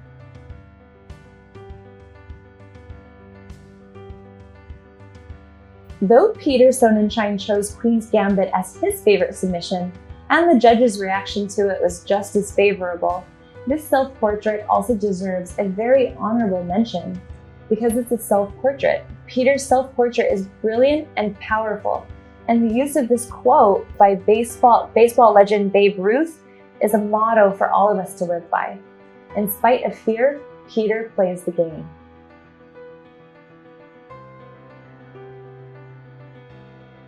Rachel Eisenson's graphic design image, Floating in a Galaxy of Love, is crafty and clever at the same time that it's fanciful, playful, and whimsical. Rachel has the talent and ability to create customized art for fellow dog lovers. She should explore the creation of a business and personalized merchandise, including greeting cards, wallpaper, curtain design. Images like these would look beautiful and fun if printed large on translucent linen for personalized curtains.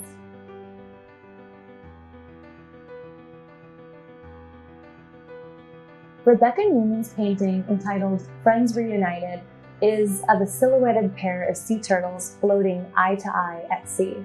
It is bright and uplifting. Also, the use of stark contrast of black on the colors of the water upon first glance could also appear to be a large eye, like the whole painting is looking back at us, including the viewer and the reunited friendship. The colors of the water are also very welcoming.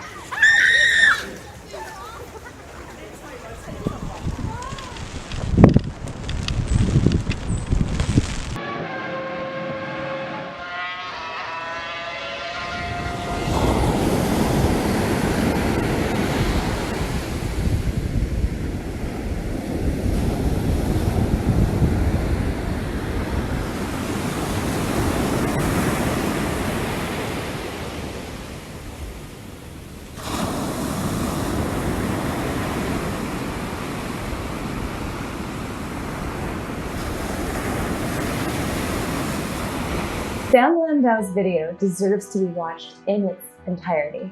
It is masterfully wrought, using different landscapes, is well-directed, impeccably edited, and is conceptually stunning. The concept is clear that there's a notion of reversing reality and escape, and if we try to escape too much, we could lose reality and then want it back. The viewer gets a sense that the noises Sam now hears are things he wishes he could have back, like a cheering crowd or a pool full of happy, splashing kids, but all we're left with is calm and silence. Sam offers a reminder to be present.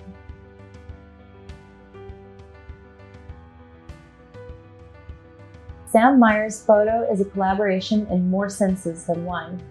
Sam is seen here as if she's flying, as she sits in a wheelchair. One aspect of the photo is firmly grounded, while the wings suggest another reality made possible by friendship. The partnership enables Sam to achieve anything she sets her mind to.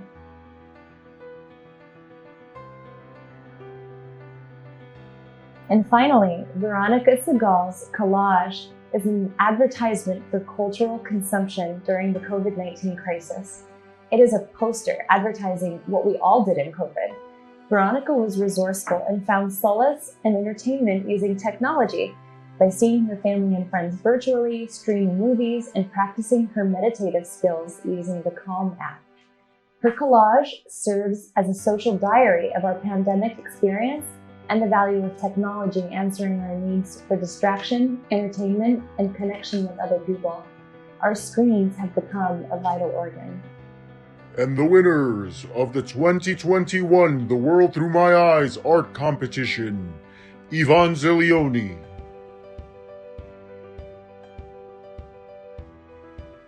Peter Sonnenschein, and Sam Landau.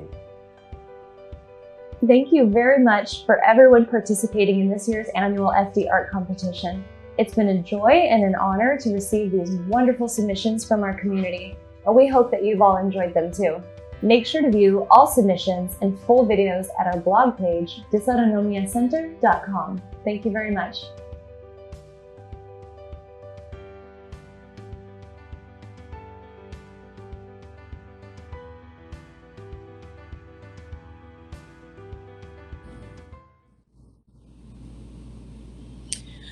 That was absolutely amazing. Congratulations to our distinguished award winners and to all of our talented artists. And thanks especially to nurse practitioner Kaya Dalamo and to Rick Godoti of Positive Exposure for organizing this year's art competition. So enjoyable and so inspirational. The next section of today's program will focus on FD research. We are very fortunate to have many brilliant and dedicated scientists working to enhance and extend the lives of people with FD. Today we will hear about some of the exciting and cutting-edge research underway. I am pleased to welcome Dr. Adrian Gilbert, FD parent from Israel, pharmaceutical executive, and co-chair of the Foundation's Scientific Advisory Board. Thank you, Lainey. Firstly, I want to say that I was just blown away by the art and the distinguished FD awards. I have to say, I wasn't expecting that, and I found it very touching. And if I didn't need motivation and inspiration, I got it from watching that. And well done to everyone who contributed to that. So thank you, Lainey, and thanks everyone for staying with us to hear our research updates and our panel discussion. My name is Adrian Gilbert. I'm originally from England. I've been living in Israel for over 30 years. And in my day job, I work in pharmaceutical development for a company called Neuroderm in Israel. And we're working on new treatments for Parkinson's disease. But I also am the father of Tamar, age 20, who I know is watching, who has FD. So working with this scientific advisory board is really a place where my worlds collide, and it really is a huge privilege. And we have a great group that we work with. So just to remind you, we renewed our scientific advisory board at the end of 2019, and that already seems like a long time ago, pre-COVID. And here in the slide, you can see basically the makeup of our group now. We're a good mixture of scientists, clinical researchers, and also from industry. Frances and I are the co-chairs, and I have to say it's been a true pleasure to work with Frances. She's a great scientist and a really good collaborator who's always volunteering, probably more than me. And I think we have a really nice group get together, and we're starting to see some results, and I think it's been a real privilege for us. We've actually had now 3 full meetings of our advisory board. The last was in early May, just a few weeks ago. And we've been following and supporting different research programs coming out of the US, Italy, Israel, and Japan, and across a range of modalities and approaches. We're really excited by the energy and obviously the progress, which is the most important thing. And today we're going to give you, I think, a bit of a taste of what's going on and what's happened in the last year. So we'll kick off today's session with my co-chair, Dr. Frances Lefcourt, from Montana State University. Will give us an overview of some of the current leading research programs into FD. Frances. Thanks very much, Adrian. Thanks to all of you. It's a pleasure to be here virtually with everyone to celebrate FD Day. And I also sort of am wearing 2 hats. I'm a neuroscientist and I study FD, but I also am a cousin. I had 2 cousins in Montreal who had FD, and so it's something that I care deeply about. And it's been a pleasure, likewise, working with Adrian. He's a fabulous collaborator, and the whole scientific advisory board actually has been just a real pleasure and an honor to work with everyone. Okay, so today, I thought I would give a brief update on some current exciting research developments on FD that we are hopeful at least some of them can lead to treatments. Can I have the next slide, please? So how do we get there? So our goal, as you've heard today, is to increase levels of this protein called ELP1. It used to be called ICAP, but we're referring to it as ELP1 now. And ELP1 in FD, the level of ELP1 is reduced. So that's the goal, is to increase levels of ELP1. So how do we get there? It's a collaboration between all of us. So we need to all work together, the FD families, the FD Foundation and the Scientific Advisory Board, the wonderful FD clinicians we have at NYU and in Israel, the FD research scientists that, for me, it's been a privilege to work with. And we really have to thank the National Institutes of Health because they have funded many of our grants. And so it's, for you Americans, it's your tax dollars at work. And lastly, we have to thank NLORM. I mean, Adrian Craner will tell you about a very exciting development with his research, and NLORM is a private foundation, and they are going to help us tremendously getting the first treatment into an FD patient. Next slide, please. Okay, so how do we get there? How do we get to treatment? So there's kind of a roadmap you can think about. First, it started on the bottom left circle, the gene and the mutation, which we are so lucky to have Susan Slavenhaupt in our group. She is an amazing geneticist at Harvard and MGH, and she, with Jim Gazella, identified the original gene and the mutation, the founder mutation that Dr. Kaufman described, and the other mutations that have been described. Once you have the mutation, then you can start making animal models. And many of us have chosen mouse.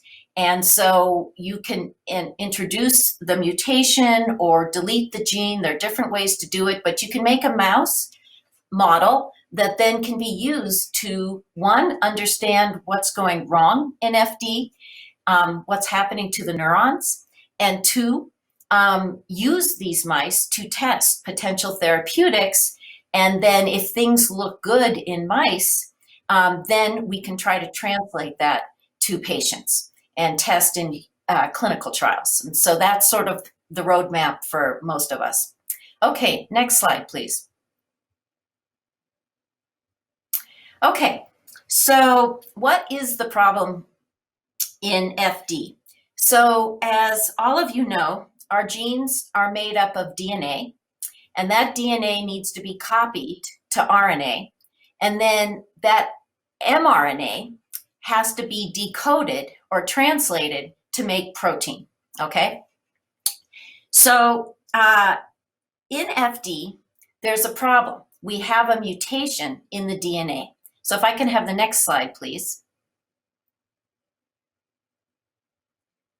So you can see in the DNA that's highlighted in the circle, there's one nucleotide or base. So each of those letters are called bases or nucleotides, and one of them is mutated. And right now I'm talking about the founder mutation, but you can just use this as a general principle for what's going on in FD. So because of that one mutation, one base being different, there's a problem making the messenger RNA. And if there's a problem making messenger RNA, we're going to have reduced levels of the ELP1 protein. Okay, can I have the next slide, please? So this problem of making the messenger RNA is called splicing. Okay, so we have a problem in splicing. And to understand splicing, I thought we could think about the theme song from Sesame Street. So if you look at the two lines on the bottom, you can see there are red words there, but separating the red words are a bunch of these nucleotides or bases, okay? So in that noise, you can see though that, you know, there's the beginning of our Sesame Street theme song, you know, sunny days sweeping the clouds away. Okay, so we want to distinguish the words sunny days sweeping the clouds away from all those other bases or nucleotides, okay? So how do we do that? So if I could have the next slide. So you can see all those scissors. So there's actually a cutting process that takes place called splicing, where we splice, we separate, we cut the words that we want in our theme song and the parts of the DNA we want for to end up in our being copied into our messenger RNA, and then the parts that we don't need, okay? So can I have the next slide? Okay, so again, that process of cutting is called splicing. And as a result, we are left with the important parts of the RNA, which are called the exons, okay? So we keep the exons and we get rid of the introns. And if you remember, Dr. Kaufman mentioned that these new mutations arose from doing an exome search. So that was searching all the exons to see if there were any problems. Okay, can I have the next slide, please? Okay, so remember though, in FD, we have a mutation in one of those bases. And you can see here, I'm just highlighting a potential mutation after the word clouds, okay? So imagine if there was a mutation there after the word clouds, and that prevented those scissors from working well to cut out that word clouds, which is an important part of the Sesame Street theme song, and imagine it's an important part of the gene for ELP1. Okay, can I have the next slide? So if we can't cut the word clouds out, we get this kind of meaningless message, right? We get sunny days sweeping the away. Well, what does that mean? That doesn't make a lot of sense. Can I have the next slide? So as a result of that one mutation, we aren't getting a normal version of the Sesame Street theme song. And in our case, we aren't going to get normal levels of the messenger RNA for ELP1. And so we're going to have reduced levels of the ELP1 protein. And that's our problem. So can I have the next slide, please? So what's the solution? The solution is to increase the inclusion of that missing exon. So like the word clouds, so that the ELP1 messenger RNA can be made properly. And luckily, we have two brilliant scientists working with us. They're both on the scientific advisory board and they have active research programs and who are trying to fix that splicing problem. Okay, so one of them is Dr. Adrian Krainer, who's at Cold Spring Harbor Labs.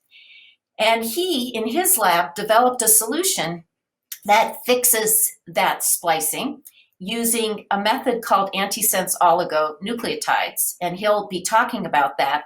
And he has formed this collaboration with Dr. Kaufman, with NLORM, this foundation, to try one of Adrian Krainer's these ASOs in a patient with FD. And this is absolutely, it's a new day. This is such an exciting and important development. And I'm personally so thankful to Dr. Krainer for doing this. And then we also have Dr. Susan Slagenhop at Mass General and Harvard Medical School, who has done an incredible series of elegant studies identifying small molecules in collaboration with the company PTC Therapeutics that have identified small molecules that can also increase the splicing process and lead to increasing levels of the ELP1 protein. She's going to talk about that, and she also has a second strategy working with a great scientist in Italy, Dr. Franco Pagani, on these U1 sRNAs that also can increase splicing. So next slide, please. In my lab, we're trying a different approach. Our approach is what's called gene therapy, where you introduce into a neuron a healthy copy of the ELP1 gene. And this is a project that we are doing in collaboration with two terrific scientists, Dr. Claudio Punzo, who's at University of Massachusetts Medical School, and Dr. Elisabetta Marini, who's working with Sue Slagenhop's group at Mass General. So it's still, I'm going to show you a tiny bit of data. I can tell you that we are still optimizing our methods, but we're starting to get some promising results, and it's early, but I wanted to share them with you. I'm going to do that in the research talk, sorry. So you'll hear more about that in a few minutes. Let's go to the last slide. The last slide is another approach happening in my lab where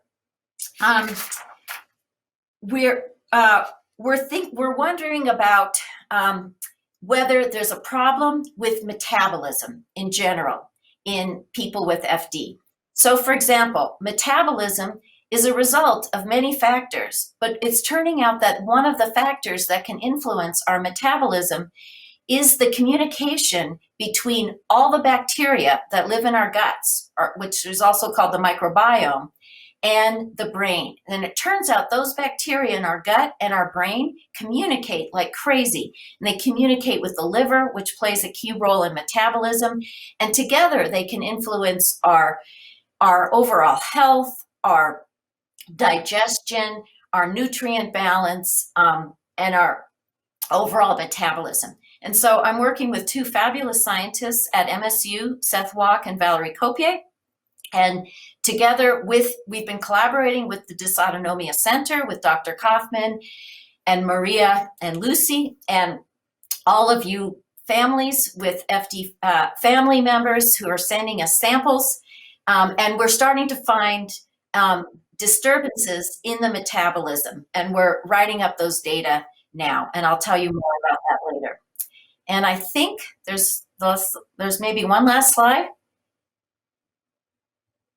So I want to thank you all very much, and I'm going to hand it back, I think, to Adrian now. Yes. Yes, we have a very rare occasion where there's two Adrians, an Adrian Gilbert and, of course, Adrian Craner. So I hope you can keep track. Thank you, Francis. I think we got what was an excellent presentation. So we have three directions that we're trying to use here, or being trying to use by the researchers, to modify how our ELP1 protein is spliced.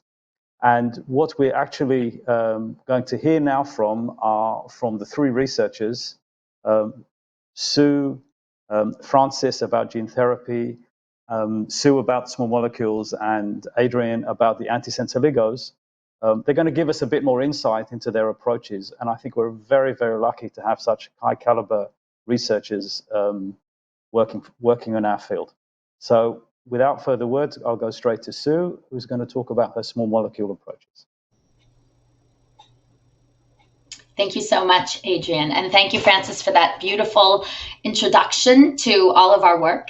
I'm really, really pleased to be here today. I'd like to begin by introducing my remarkable FD team. So this is typically what you're seeing on this slide is what we look like during the pandemic when we have lab meetings. I want to assure you that they're all in the lab working very hard, but we have our lab meetings virtually. So from the top left is Daddy Gao. Then myself, as you can see, then Emily Kirshner, Anil Chakuri, Emily Logan, Elisabetta Marini, Ricardo Harapal, who just joined our team a few days ago, and Jess Bolduck. They're really responsible for all of the remarkable work that we do on FD, and I hope that you'll join me in thanking them for all of their hard work. This year marks 30 years for me at Mass General, which I find a little hard to believe. But that means that I've been working on FD for just about as long, so almost 30 years. So we've made tremendous progress. We still have a ways to go, but I'm very, very excited about all of the work that you'll hear today. Can I have the next slide, please? So as Francis explained, FD is caused by a splicing mutation that causes incomplete exclusion of exon 20 in the ELP1 gene. And this leads to patients not having enough ELP1 protein, particularly in their nervous system. Next slide, please. So how can we treat FD? One way is to increase the inclusion of exon 20, as Francis explained, which will increase the amount of ELP1 protein, as I'm showing on this slide. What we need to accomplish is increased ELP1 protein. And today you'll hear about 3 different methods that we are working on to do this. So the next slide, please. My lab is focused on developing a small molecule oral drug that will increase exon 20 inclusion. Starting with kinetin, that you all have heard about over the years, we've been funded by the NINDS Blueprint for Neurotherapeutics Network, which led to the creation of a much more effective compound shown in the middle, And then we partnered with PTC Therapeutics to continue the development of a drug, which led to the creation of a compound that is 10,000 times more potent than kinetin. This drug can get into the brain and increase levels of ELP1 protein in our mice. And just last month, we received the good news that this drug also passed the first steps in the required safety testing. So as you all know, PTC Therapeutics canceled their clinical development program for FD in 2019. However, they have pledged to partner with my team, with the FD Foundation, as well as with the FD Center to map out a path to bring this promising treatment to FD patients. So stay tuned as we move this forward. Next slide, please. Another method that we're working on was created by Dr. Franco Pagani, whose lab is in Italy. Franco has identified a way to modify an important component of the splicing machinery, and he makes it match the FD mutation, which also leads to inclusion of exon 20. So we're continue to work with Franco on this method of treating FD. And in my lab, we're focused on testing this method in our mice by treating the retinas. And so our goal is to see if we can rescue splicing in the retina and prevent the loss of retinal ganglion cells and hopefully prevent blindness. And then the last slide, please. So in closing, I just want to reiterate that all of the exciting work that you'll hear about today has been possible because all of the FD researchers continue to work collaboratively. Coming up with a treatment that targets the molecular defect in FD will take all of us working together. And with the leadership that Francis and Adrian have provided, I think that we are working well along this path. But it will also take all of you. We're working to advance all of these potential treatments at the same time. We're not choosing one over another. We're pushing forward with all of them with the goal of getting something to patients quickly. And when the time comes, we'll need all of you to be ready to participate in clinical trials so that we can finally determine if increasing the level of ELP1 protein in patients will benefit. So thank you. I look forward to continuing to hear the rest of the talks and to participating in the question and answer session at the end. And now I believe I turn it directly over to Francis.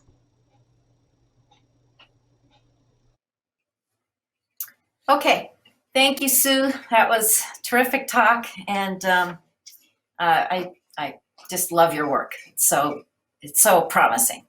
Okay, so I'm going to just give a brief update on our work trying to introduce a healthy copy of the ELP1 gene in the retina. And, you know, as Sue mentioned, we know in FD, you know, there are issues that we hope to help all through the body: cardiovascular problems, the autonomic crises, the ataxia. So we know we're well aware of all these problems, and we really want to hopefully address all of them, but we need something very measurable, something we can quantify and see progress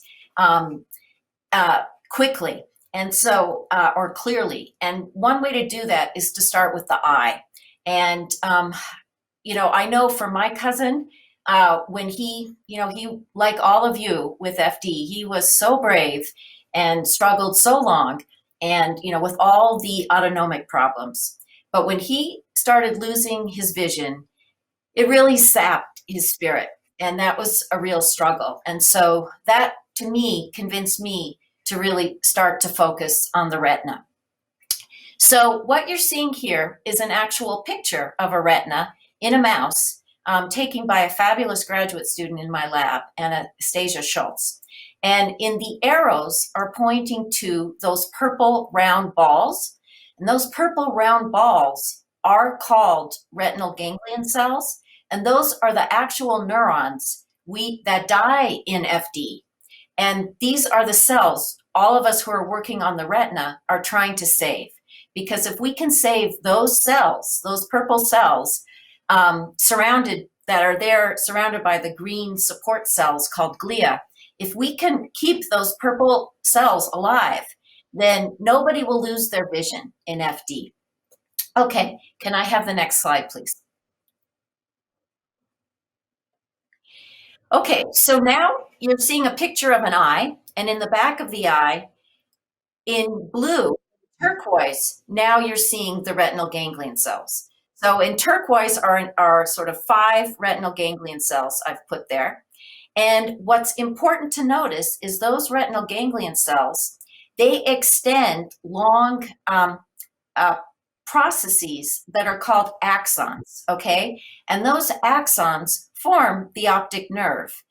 And it's those axons that will travel all the way to the brain that communicate all the visual information you see.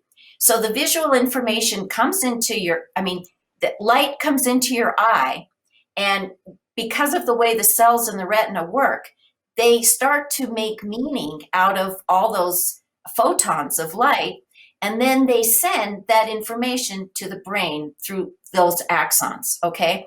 So if anything happens to those retinal ganglion cells, bodies, or to their axons, we aren't going to see. And here I have a blue arrow pointing to all these beautiful children that had FD. I think all those children are adults now. But anyway, we won't see those beautiful children, and we won't see all that gorgeous art that all of you with FD are making. So we know that this is very important to save these retinal ganglion cells and their axons. Okay, next slide, please. All right, so I apologize for this slide. It's not perfect for this talk, but if you can focus on what we're seeing here is a count of retinal ganglion cells in different mouse eyes that have received different concentrations of the ELP1 gene in the virus, or of just a control, or their control eyes or their mutant eyes. Okay, that's all mixed in here. But the important thing to notice is if you look at the third gray bar there from the left side, that you can see that bar is a little bit higher than the bars next to it, okay? It's not as high as the tallest bars on the right, but it's a little bit higher, and it's statistically significant than the others. It's about 14% higher. So, which means we are starting to rescue some retinal ganglion cells. So we have a little bit more retinal ganglion cells. And this was done before we'd even optimized the injection procedure. And this is work done by a graduate student in the lab, Colin King. But I want to tell you the exciting thing we found, and that's on the next slide. Next slide, please. Is we think we're starting to save axons, okay? So if you look in the top panel, you're seeing pictures of retinas from 3 different mice. The one on the left, you can see the yellow arrow is pointing to some axons.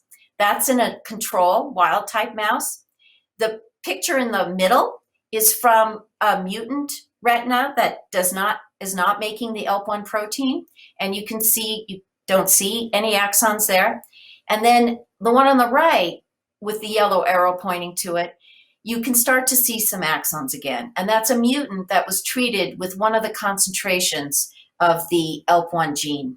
And then on the bottom panel, you can see these axons in higher magnification. And so you can see on the left side in the control, nice healthy axons. In the middle that did not get the ELP1 gene, you're not seeing axons.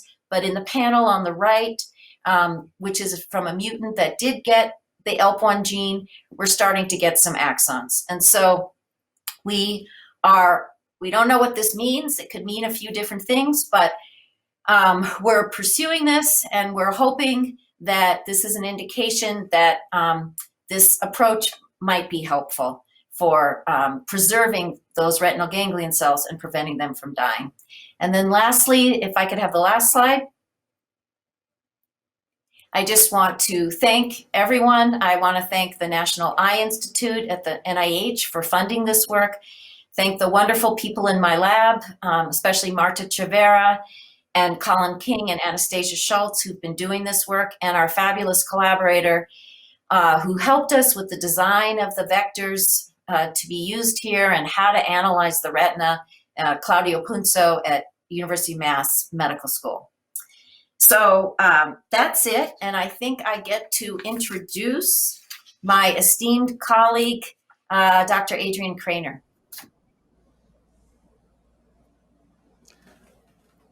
Thank you so much, Francis. It's such a pleasure to participate in FD Day this year.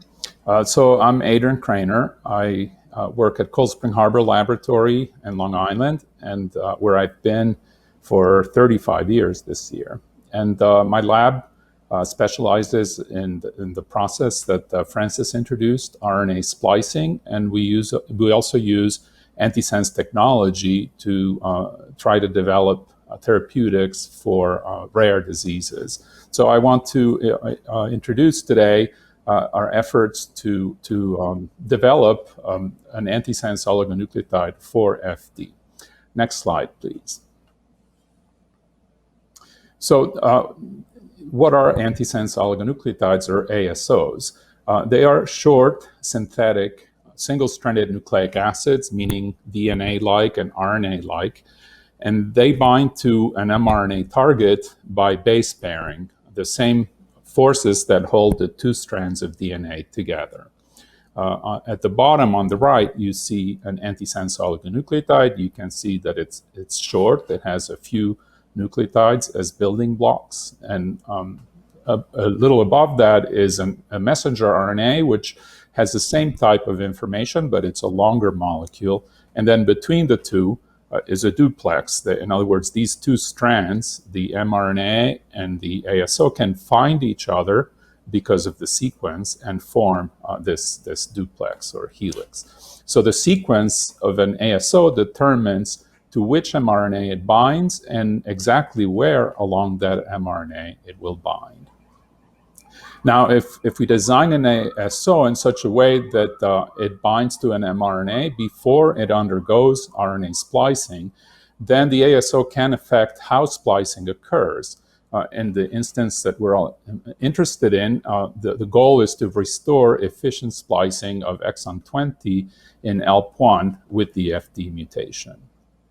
And I should also mention that compared to RNA or DNA, the nucleic acids, ASOs have special chemical modifications that make them more drug-like. Next slide, please.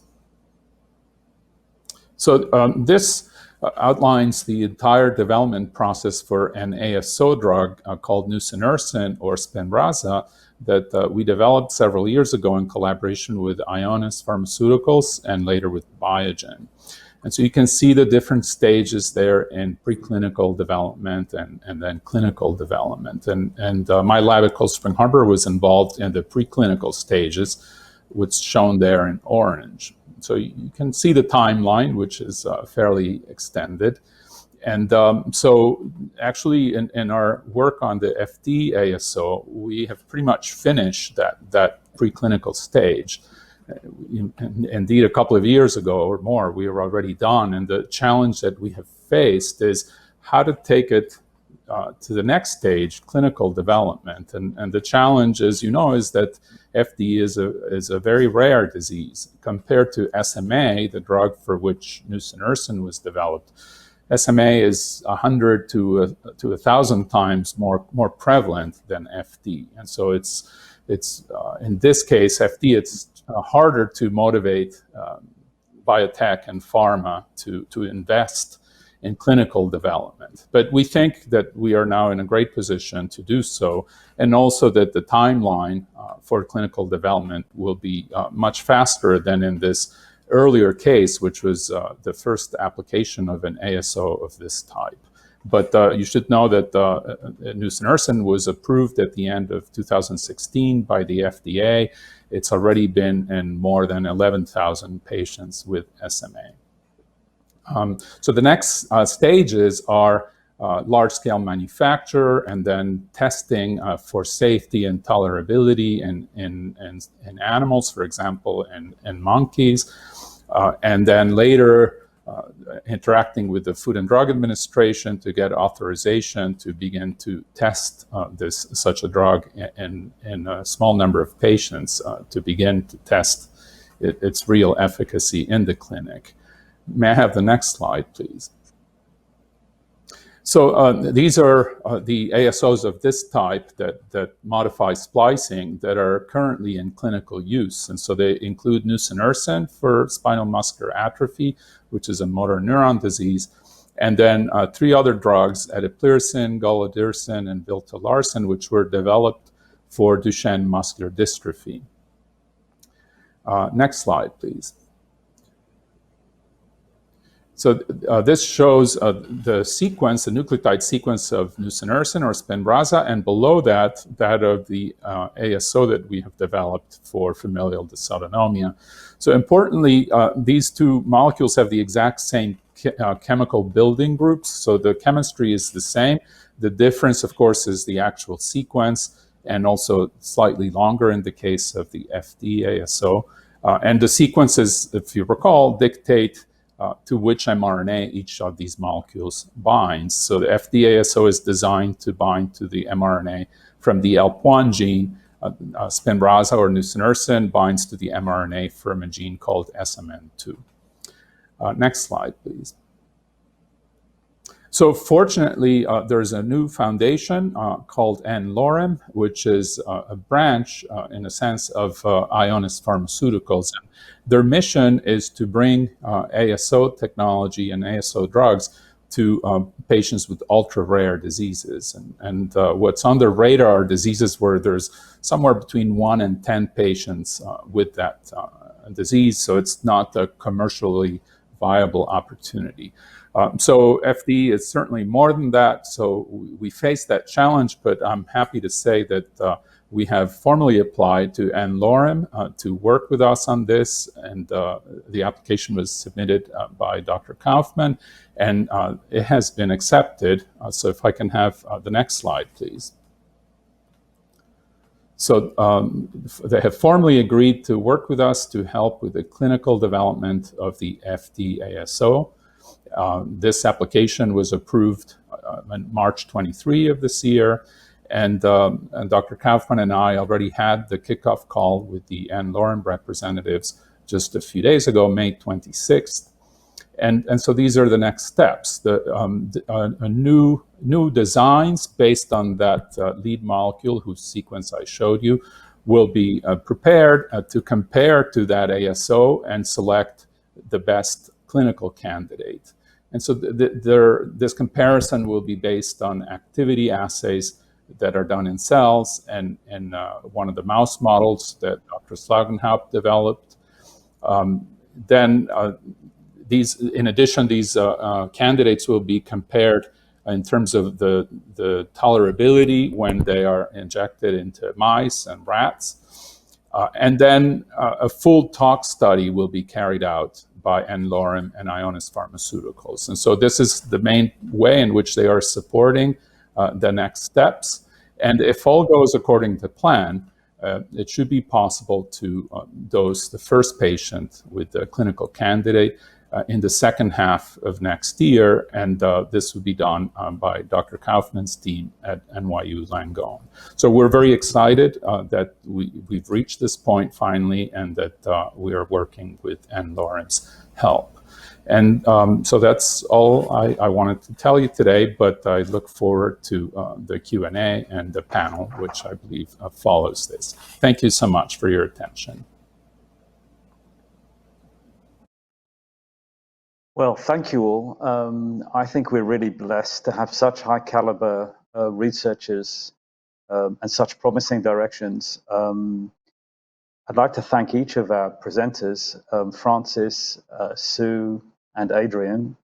And I also think we've reached a very, very exciting moment with the support of NLOREM, that the antisense oligo looks like it can be in clinical next year, and we have support for that to bring it through the preclinical testing, which is an amazing milestone. And thank you to Adrian and to Horacio for achieving that. So what we're going to do now is we're going to hold a Q&A with our panel, as you can see them, who have presented. And we've, of course, we've got Dr. Horacio Kaufman from the Treatment Center in New York to join us. And we hope that these directions are going to be translated into clinical activities and clinical trials in the not too distant future. So if everyone has questions that you'd like to ask about what you've heard or about other things, please post them on the chat. I have one eye that I've been looking, and I know my SAB colleague Adam is following up carefully on those questions. But what we thought we'll do is we'll kick it off with some questions which we've already received. So I'm going to start with a question for Adrian, who made the last presentation. So can you tell us a little bit, Adrian, about what Spinraza did for spinal muscular atrophy patients? And is there anything that could help us to understand what we might expect for the ASO for FD? Yes, thank you for the question. Well, so the nusinersen was the first drug that was approved for SMA. So it has had a radical impact on this disease. It's considered what's called a disease-modifying therapy because it really has changed the course of the disease. Happily, for SMA, there are now 2 additional drugs that have been approved. One is a gene therapy drug, and the other is a small molecule. So by the same token, in FD, as you've heard, all 3 types of approaches are being pursued. And that it's great to have as many options for treatment as possible. So what has happened in SMA is that there is an impact on survival, there's an impact on motor function, and not just stopping the course of this progressive disease, but actually allowing improvements over time. One important lesson has been that the earlier the time of initial treatment, then the greater the impact. So much so that patients who begin treatment as newborns, even before the onset of symptoms, develop normally. But even for later treatment, there are measurable impacts and measurable improvements in quality of life. Now, these are different diseases, different drugs. The principles are similar, and I think the lessons we've learned about how to develop this type of drug and how to administer and so on, I think will be very valuable, but we're not going to know for certain until clinical studies are done. Okay. Thank you very much. That really does give us cause for some optimism. I'm going to ask Sue a question now. And this is more of a broader question about the different approaches where we've spoken about small molecules, gene therapy, and antisense oligos. How could we expect to see differences as a patient if I was thinking about being part of those trials and going forward? What would be the differences you would expect to see for the patient, both in terms of their safety or in terms of their efficacy? I know it's a tough question, but I'm interested to hear your idea. I know, it is a tough one. I mean, I guess the big overarching answer is we're not sure yet, but we do know a lot. I mean, we've talked about 3 different ways to increase exon 20 inclusion and increase ELP1 protein: the antisense oligo that Dr. Craner talked about, the small molecule, and a modified U1 that I talked about. And so these will differ by method of delivery, as well as how they work to alter splicing, but they should all lead to an increase in ELP1 protein in cells. And the 4th method, gene therapy, really has nothing to do with splicing, but will rather introduce a normal copy of the gene, as Francis described to us. So none of these therapies are meant to specifically treat the symptoms of FD, like the drugs that are currently used, but they're meant to correct the molecular cause of the disease. So we don't know, as I mentioned, if increasing the amount of ELP1 protein will modify the progression of FD. We believe that it will work based on the work that we've done in FD mice, as well as the exciting work that you just heard about from Dr. Craner in spinal muscular atrophy. But until we get one of these types of treatments into FD patients, we just won't know. And that, again, you'll hear my message of the day is why we'll need all of you to participate in clinical trials as we go forward. We've actually just been asked about your expectations specifically of the small molecule oral medication. Is there something specifically based on what you've seen on the animal studies that will give you some indication of what that might be able to do for patients? Yes, some of the things that we've seen, and again, we've studied this drug in mice that have FD, and we have been able to see that the drug can rescue the retinal ganglion cells that Francis described, as well as improve gait. And so our hope is that it improves proprioception and gait and rescues neurons that are in the dorsal root ganglia. And so this is all very exciting. Of course, as we've talked to you about in the past, mice aren't people, but these mice are a very good model of FD. And so we have been able to see improvement in many of these characteristics in the mice using this small molecule. Okay, thank you. That's fascinating. I just hope we can get quickly into clinical. That's really that's what people are asking us as well. How long this is going to take. So I'm going to go straight to Horacio. When can we expect to see some clinical trials with some of these treatments? And I know the Enlorum direction is probably the soonest one. When do you think that could happen? Well, let me first digress for a second. I'm delighted with the presentations and with what Sue told us, and Francis and Adrian, because the three of them focus on the eye, on the retina, and each of them also show you that there's an animal model, that the problem in retina, those ganglion cells that we are trying to preserve or prevent them from going wrong, we are potentially able to do that, but we need everybody to come and have the OCT at the center. That's something that we cannot do through telemedicine. So all these attempts that thanks to the incredible minds of the three researchers, Adrian, Sue, and Francis, that they have possible forms to save those neurons. How can we do it? Well, it's very important that we have the OCT.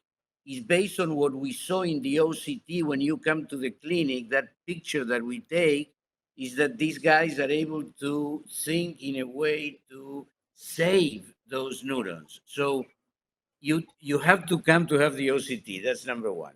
Number two, Adrian Krainer, right, was bold enough to tell us that he will have, and I'm just sort of joking that he was bold. I mean, he's optimistic, but he's bold, of course. He already solved one disease. So we hope that we will be able to solve a second disease, and maybe with an approach of these three different approaches all working together.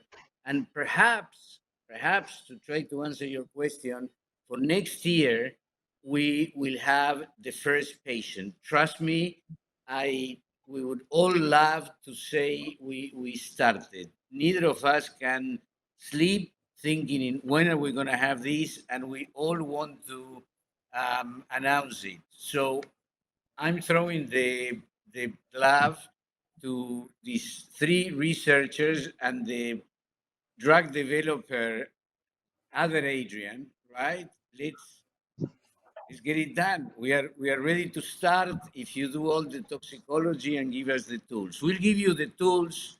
You'll give us the magic, and we'll get to the promised land. But we'll do it. We need everybody's help. So come to the center to have the OCT, and the same will have the OCT, because that is what's going. We need to measure, and that's crucial. So thank you for your answer. I mean, that's a very honest answer and a direct one. And also it's a reminder to all of those who are watching this to go and get tested, get their OCT, get their measurements in and be part of that natural history study. And I think that's a really, really important key success factor for anything to happen clinically. I think what we're looking for is to challenge ourselves how many trials and what were the best trials that we could do. But this really is an exciting time, and it's going to be up to the patients to do their bit as well, we hope. I'm going to go to Francis now to tell us a little bit more about the ocular gene therapy. We're actually being asked, why are you focusing on the eye in the chat? And I think that's a very good question. And I think some are also of these ocular therapies, ocular being delivery to the eye, are relevant to systemic, as into the whole body, and some of them are specific to the eye. So maybe you could help answer that question. Why the eye, and how's it going with the gene therapy approach to the eye? Francis. Okay. So yes, so all of these techniques that we're talking about today, gene therapy or the antisense oligos or the small molecules, they could be used systemically, no question. All of them can, all of them have been used. So for example, SMA, the disease that Adrian worked on, as the ASOs are delivered systemically, okay? Small molecules, what Sue talked about, the great advantage there is they're pills that are taken orally, and then they spread throughout the body. So they too can affect any tissue in the body. Gene therapy also can be delivered systemically. The deal with gene therapy, why we're focusing on the eye first, is the virus for the gene therapy is expensive. And if you're going to do something systemically, you're going to need a lot more virus than if you go into a small space, which the eye is. So one reason is just expense, because we can deliver small amounts of virus to the eye, so it's not as expensive at this stage of the research. The other reason is the endpoints. You need very, very clear, defined endpoints to know if you have an improvement. Is your therapy working? So as Dr. Kaufman described, the way in patients we're going to figure out if the ocular treatment is working is by comparing your OCT images. So the OCT measures the thickness of those axons. So remember I told you about those axons that have to get to the brain. Well, in the OCT, you can actually measure how thick those axons are. And the thicker they are, the better, the more axons you have then. So that's a real defined measurement you can make. And we can do something similar in the mice. So in the mice, we can actually quantify, we can actually count the number of retinal ganglion cells. And so we can ask, if we inject the virus into the eye using very little virus then, can we see a measurable, quantifiable, repeatable increase in the number of retinal ganglion cells? Can we see that there are more axons? So it's something very defined and clear to measure, to document, essentially what's called proof of concept. So if it works in the eye, then we will feel more confident investing the funds we would need to do something systemically. Okay, so that really helps us. So it's really like a stepping stone. So first of all, we would prove the concept in the eye, and then we would be able to go on and think about systemic therapies. I just want to answer a question that Lisa asked about the OCT scans. We do them in Israel. I know that because I've taken Tamar to OCT scans, and I know that we enter the data. So this is data which is being collected at the centers in Israel as well as in the US. And I think it's really important that we can contribute to that. I'm going to ask a question now back to Adrian, which came up earlier, where we were being asked actually about the mRNA and CRISPR advances in research which have been made, particularly this year. I know the mRNA vaccines that many of us have been getting, Moderna and the Pfizer vaccines. Are these relevant to helping treatments with FD? Is there any reason to believe that these kinds of approaches could be advantageous to us in FD? Obviously, we're looking at the three we presented here, but it doesn't mean we're not looking further afield as well. So, Adrian, what's your view on that? Yeah, it's an interesting question. When messenger RNA technology began to be developed, it was viewed as an alternative to gene therapy, but then also vaccines, and there are other applications. The issue is, so in principle, one could prepare a messenger RNA for the ELP protein. It's a fairly large messenger RNA. And then the question is how to deliver it and where. The messenger RNA vaccines are given as lipid nanoparticles, essentially encapsulated in a bit of fat. But I think that the duration of action of such a messenger RNA is not very long. For a vaccine, that's fine. You just need it to be there to be translated into a protein, and that has to stay long enough to stimulate the immune system. But if you're talking about a therapy, you need to have that protein all the time. And so you would have to give messenger RNA injections, I don't know, I'm guessing, possibly once a week. You need very large amounts of it. You need it to be everywhere. That matters. So I don't think it's impossible, but I think it's a challenge. I think that the current directions that I see messenger RNA technology going to is vaccines for various infectious diseases, some applications in cancer therapy, but maybe it's a question of time and technological development. So it is an interesting platform. Okay, but clearly the where we would need the mRNA, the amount that we would need is kind of a challenge given the way it's delivered and also the cost which would be involved. Whereas that makes sense, obviously, for immunization and potentially for cancer, but in our case, it's not. It may be more challenging. Okay, I'm going to come back. There was a question to Sue about the age of your mice. What happens do you see a difference between the more mature, the older mice, and the younger mice? I mean, not everyone here we're talking about in our FD population are newborns or pediatric, where some of us, fortunately and happily, are getting to good ages. So is there anything we can read into the mouse models and the age of the mice and what we can expect from some of these drugs? Well, thanks for that question. We're actually working on this right now. Most of the trials that we've done in our mice, we've started treating our mice when they were very young. So they're born with FD disease, and then we begin the treatment soon thereafter. And the reason we do that is, as Francis mentioned, we need proof of principle.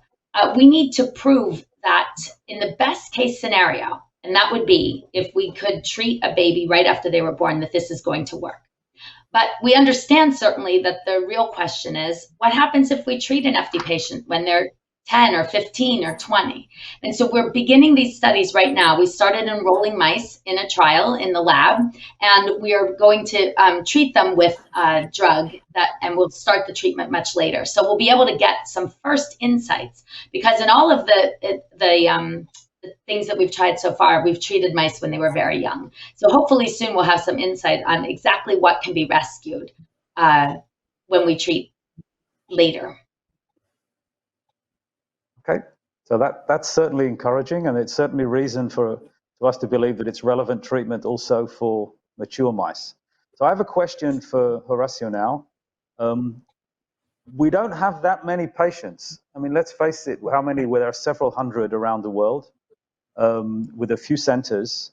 How are we going to, I mean, obviously this is the challenge, that we would be able to bring different therapies.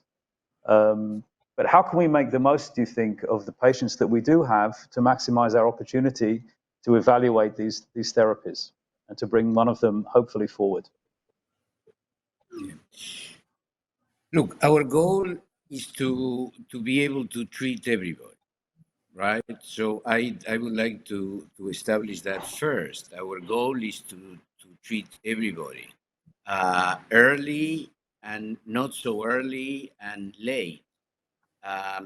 We do have a constraint that you heard today, which is the need to show proof of concept, meaning that the drug is working. For that, it seems that the younger the person, the easier it is. So we may be obliged to start with very few patients early on, but only with the goal that if quickly an effect is detected, a signal of efficacy is detected, that everybody in the community will have access to the drug, possible access to the drug. And that's why I want to emphasize that everybody should come to the center and send all the OCT, of course, also in Israel and all over. It's crucial to have these data, because those are the ones that can be evaluated to participate in this trial. I hope I answered, Adrian, meaning You did. we may be in the difficult position of having to choose a few people to start. At the same time, the idea is that everybody should be able to have access to the treatment. Okay. Adrian, I think we all can I have to add be honest. something? Yeah, go ahead. I just wanted to add something to what Horatio said. Something that's very important to keep in mind is that all of these different methods will inform the other. So whether it's the ASO, and hopefully that will be the first into patients, or a small molecule, or the U1, what we don't know is if increasing EOP1 protein, which they all aim to do, will be beneficial. As soon as we know that these treatments are first safe, and then that increasing ELP1 protein is beneficial, that will really open the door to the development of the ones that are the followers, right? Because we'll know that they're going to work if we can just get them into patients. So I think that's why we're pushing all of these forward at the same time. I think that's very important to say. I also think it's very clear that we have to say, in the world of drug development, you know, it's not a 100% chance that any of these are going to work. We're all trying very hard, and we're all learning about each of them and comparing the data. But we can't guarantee any of them will succeed. A great situation where we would get all three to go forward, potentially as treatments. But even if we got to one, that would still be an amazing outcome. So we have to be honest. We're doing everything we can, and I don't want anyone to walk away with thinking that's it, it's done. It's just a matter of waiting for the time to pass. But we do see that we have real directions from amazing centers and scientists, original, important, groundbreaking research in FD, which are leading to the treatments which we hopefully are going to get into the clinic very soon. And I think that's a very optimistic message. I want to come back something actually to Frances. I want to ask her, in one of your slides, you didn't overplay it, but you talked about the role of a healthy gut biosome for FD. Is there anything that you can tell patients about what we could do to help our general health in FD through the biosome? What do you think you can learn, and what we should do with that? Yeah, it's turning out to be really interesting. So it's clear. So we've been, from the microbiome data, we know that the microbes in the gut of people with FD is different than their relatives. So we've analyzed the data two ways. One, we've gotten stool samples from patients and from one of their relatives that they live with. So we can kind of control somewhat for environment. And we've analyzed the samples in pairs, and also just randomized everything and analyzed all the samples. And both cases, we find the patients have many fewer species of bacteria in the gut. It's less rich. So usually the more diversity you have in your gut, the more different numbers of species you have, the better you are prepared to deal with different situations you can encounter nutritionally. So the goal now will be to dive deeper and try to figure out which bacteria. I mean, the goal would be to find out which bacteria are different, and then ideally develop precision treatments for patients. And so to add back in specific bacteria whose numbers are reduced, for example. Yep. That's kind of the take home from the gut microbiome so far. I mean, it's a very exciting area. There are companies. I know there's a company called Biomics in Israel, and they're working on, I think, colon treatments, and they've got big pharma behind them. It's a lot of big companies are looking at how we can understand our gut, what they call our gut flora, as in what lives in our gut, and to understand the differences to see what can help us to treat diseases unrelated to the gut. It's a fascinating Can I area. mention, thank you. Can I mention one more point? So in our mice, I'll tell you, we did one experiment where we get the same thing in our mice.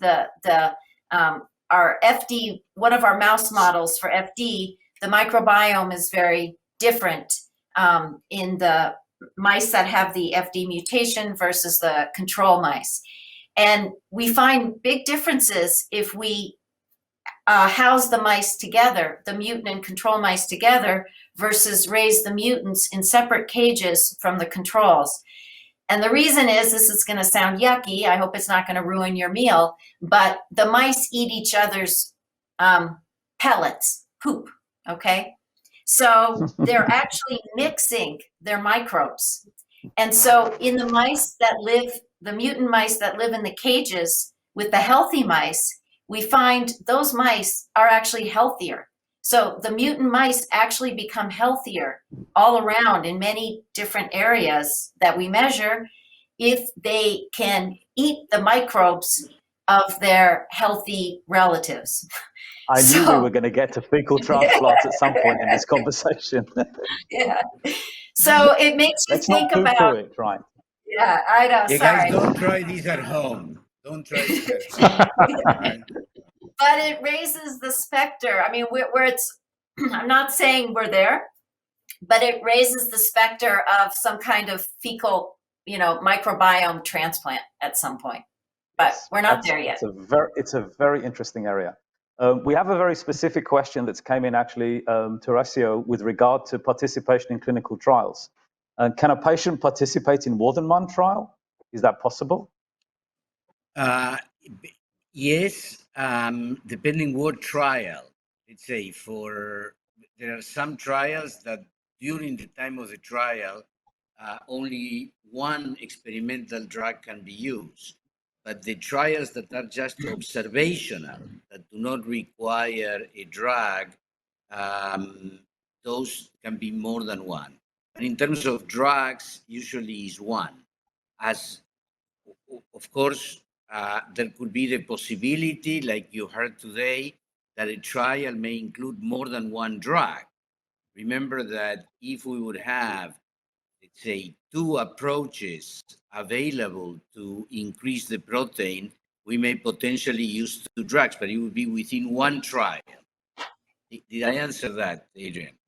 Yes, you did. I know for the confirmatory trials, it's very important not to be able to understand the drug that you're testing, and that the inclusion and exclusion criteria in a clinical trial protocol are very important. Perhaps in the earlier trials, we could look at that, but I think when it comes down to the later trials, then we'll probably have to be more strict about applying that. We're going to wrap up fairly soon. I also have a question about stem cell research. If there's anyone on the panel is familiar with stem cell research, and has this been applied to FD? Is there anything going on in that field? I'd be happy to say something. Yeah. You should talk about. Yeah. Okay. Go ahead. You can explain. Go ahead, Francis. Much better than me. Okay. So there is a terrific scientist at the University of Georgia in Athens, Nadia Zeltner, and she has actually she's working on stem cells, and so she's taken patient fibroblasts, and she can convert them into different kinds of neurons. And so, for example, we know in FD we have problems with sympathetic neurons, we have problems with the DRG neurons, the sensory neurons, and she can take patient stem cells and convert them into either sensory neurons or sympathetic neurons, and then she's trying to figure out what's different about those neurons that derive from the patient fibroblasts, and finding already some really interesting differences. Maybe tell them that they they can volunteer sometimes, and we may need another lines, right, for Sure. those stem Yes, cells. absolutely. Absolutely. Sue, And and what? one of the issues that Sue was telling us that previous studies with stem cells had been done with cell lines that are in a bank called Corel, where Sue and other people had, I think you guys were the ones that donated those sort of original cells that remain there. We now have the capability to produce to give new lines of patients that we know very well. So the person that's working with that stem cell can try to correlate what happens with the patient and some changes in the stem cell. This sounds like science fiction. It is a little bit science fiction, but there seems to there are a lot of interesting things. So it is good to also tell you that you may be asked whether you want to give a few cells in your skin in something that it's very, very simple to do a blood to produce these stem cells. And then these very smart people that you are hearing about may give us answers that, again, sound like science fiction. Can I add one thing? Yeah. Yeah, go ahead. Just really quick, sorry. I just want to also mention Miguel Weil in Israel at Tel Aviv University. He's also made neurons from patient stem cells. So you might be asked to give fibroblast to him in Israel. The piece I wanted to add is that something? to differentiate. Go ahead. The piece I wanted to add is to differentiate the work that Horatio and Francis described in terms of using stem cells to understand FD versus stem cell treatments. And that's a very different thing, right? So I don't know that anyone is pursuing right now. You'll hear about stem cell treatments for other rare diseases that involve bone marrow transplantation or reintroducing stem cells into patients. And that's a very different thing than what we're talking about when we think about using patient fibroblasts to transform into different neurons and then study what goes wrong in the disease and the differences between these neurons. Yeah, thanks for clarifying that, Sue, of course. Yeah. Yes. Okay. Yes. I mean, remember that we were not referring to treatment. We were referring to understanding. Sue, thank you. As everyone can see, we just like chatting about these subjects, and we could probably sit here for many hours asking ourselves the same questions. We don't have any answers, but we really, really enjoy both working together and interacting. And I think we've got some great scientists, and it was really nice to be able to share a little bit of our interaction and to try to answer some of the questions that we've been asking ourselves. So unfortunately, we're approaching what's here is 9 p.m. in the evening, and I know it's 2 p.m. in the afternoon, so you're probably getting hungry over on the East Coast. It leaves me really only to say thank you to everyone who's contributed to the panel today and to the science presentations. I'd also like to thank everyone in the foundation who supported the SAB, in particular Lainey and Faye and Laurent, and also Natasha. I really would like to thank the members of the SAB. I know that some of them are watching. In particular, I wanted to thank Ralph as well for his contribution. And I know that we've had a full complement of clinicians as well. And it's really been great. And we're really quite excited about, we hope, what will be really important new treatments for our patients, which is basically, for many of us, is for our kids. So thank you. And with that, I will hand it back to the foundation. Thank you. Well, thank you, Adrian. It's hard to believe, but we've come to the conclusion of today's program. 3 hours went very quickly. I'd like to extend heartfelt thanks to our amazing speakers who joined us from near and far. We have learned so much about the latest developments in FD medical care and research, and the news is quite encouraging. I also want to congratulate our distinguished FD awardees, Kelly Brotman, Rebecca Newman, Ram Shalav, and Avi Zimmels. And thank you to everyone who participated in the FD Art Contest with your fantastic submissions. And congratulations to this year's winners, Ivan Zelion Peter Sonnenschein and Sam Landau, and special thanks to Kaya Delamo from the Dysautonomia Center and Rick Godoti from Positive Exposure for coordinating this fabulous art competition.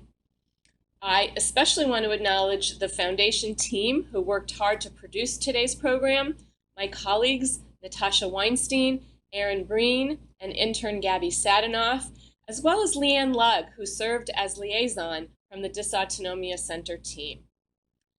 Just a reminder, the foundation needs your help. Please consider supporting the foundation or the FD organization in the country where you live.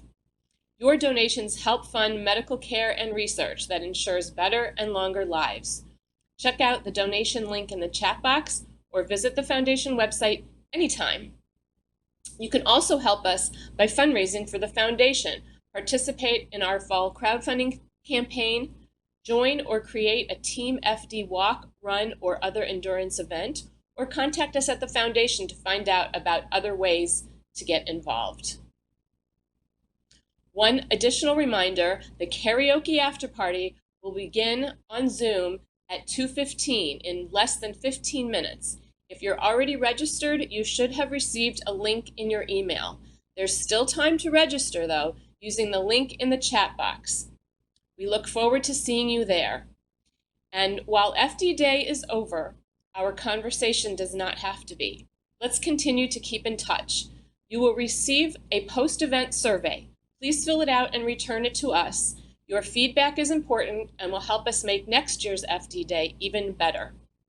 If you still have questions that did not get addressed today, send them to us and we will do our best to get you an answer. We want to hear from you. Please let us know how the foundation can continue to be helpful to you and to meet your needs. Working together, we can accomplish so much more. Thank you and goodbye.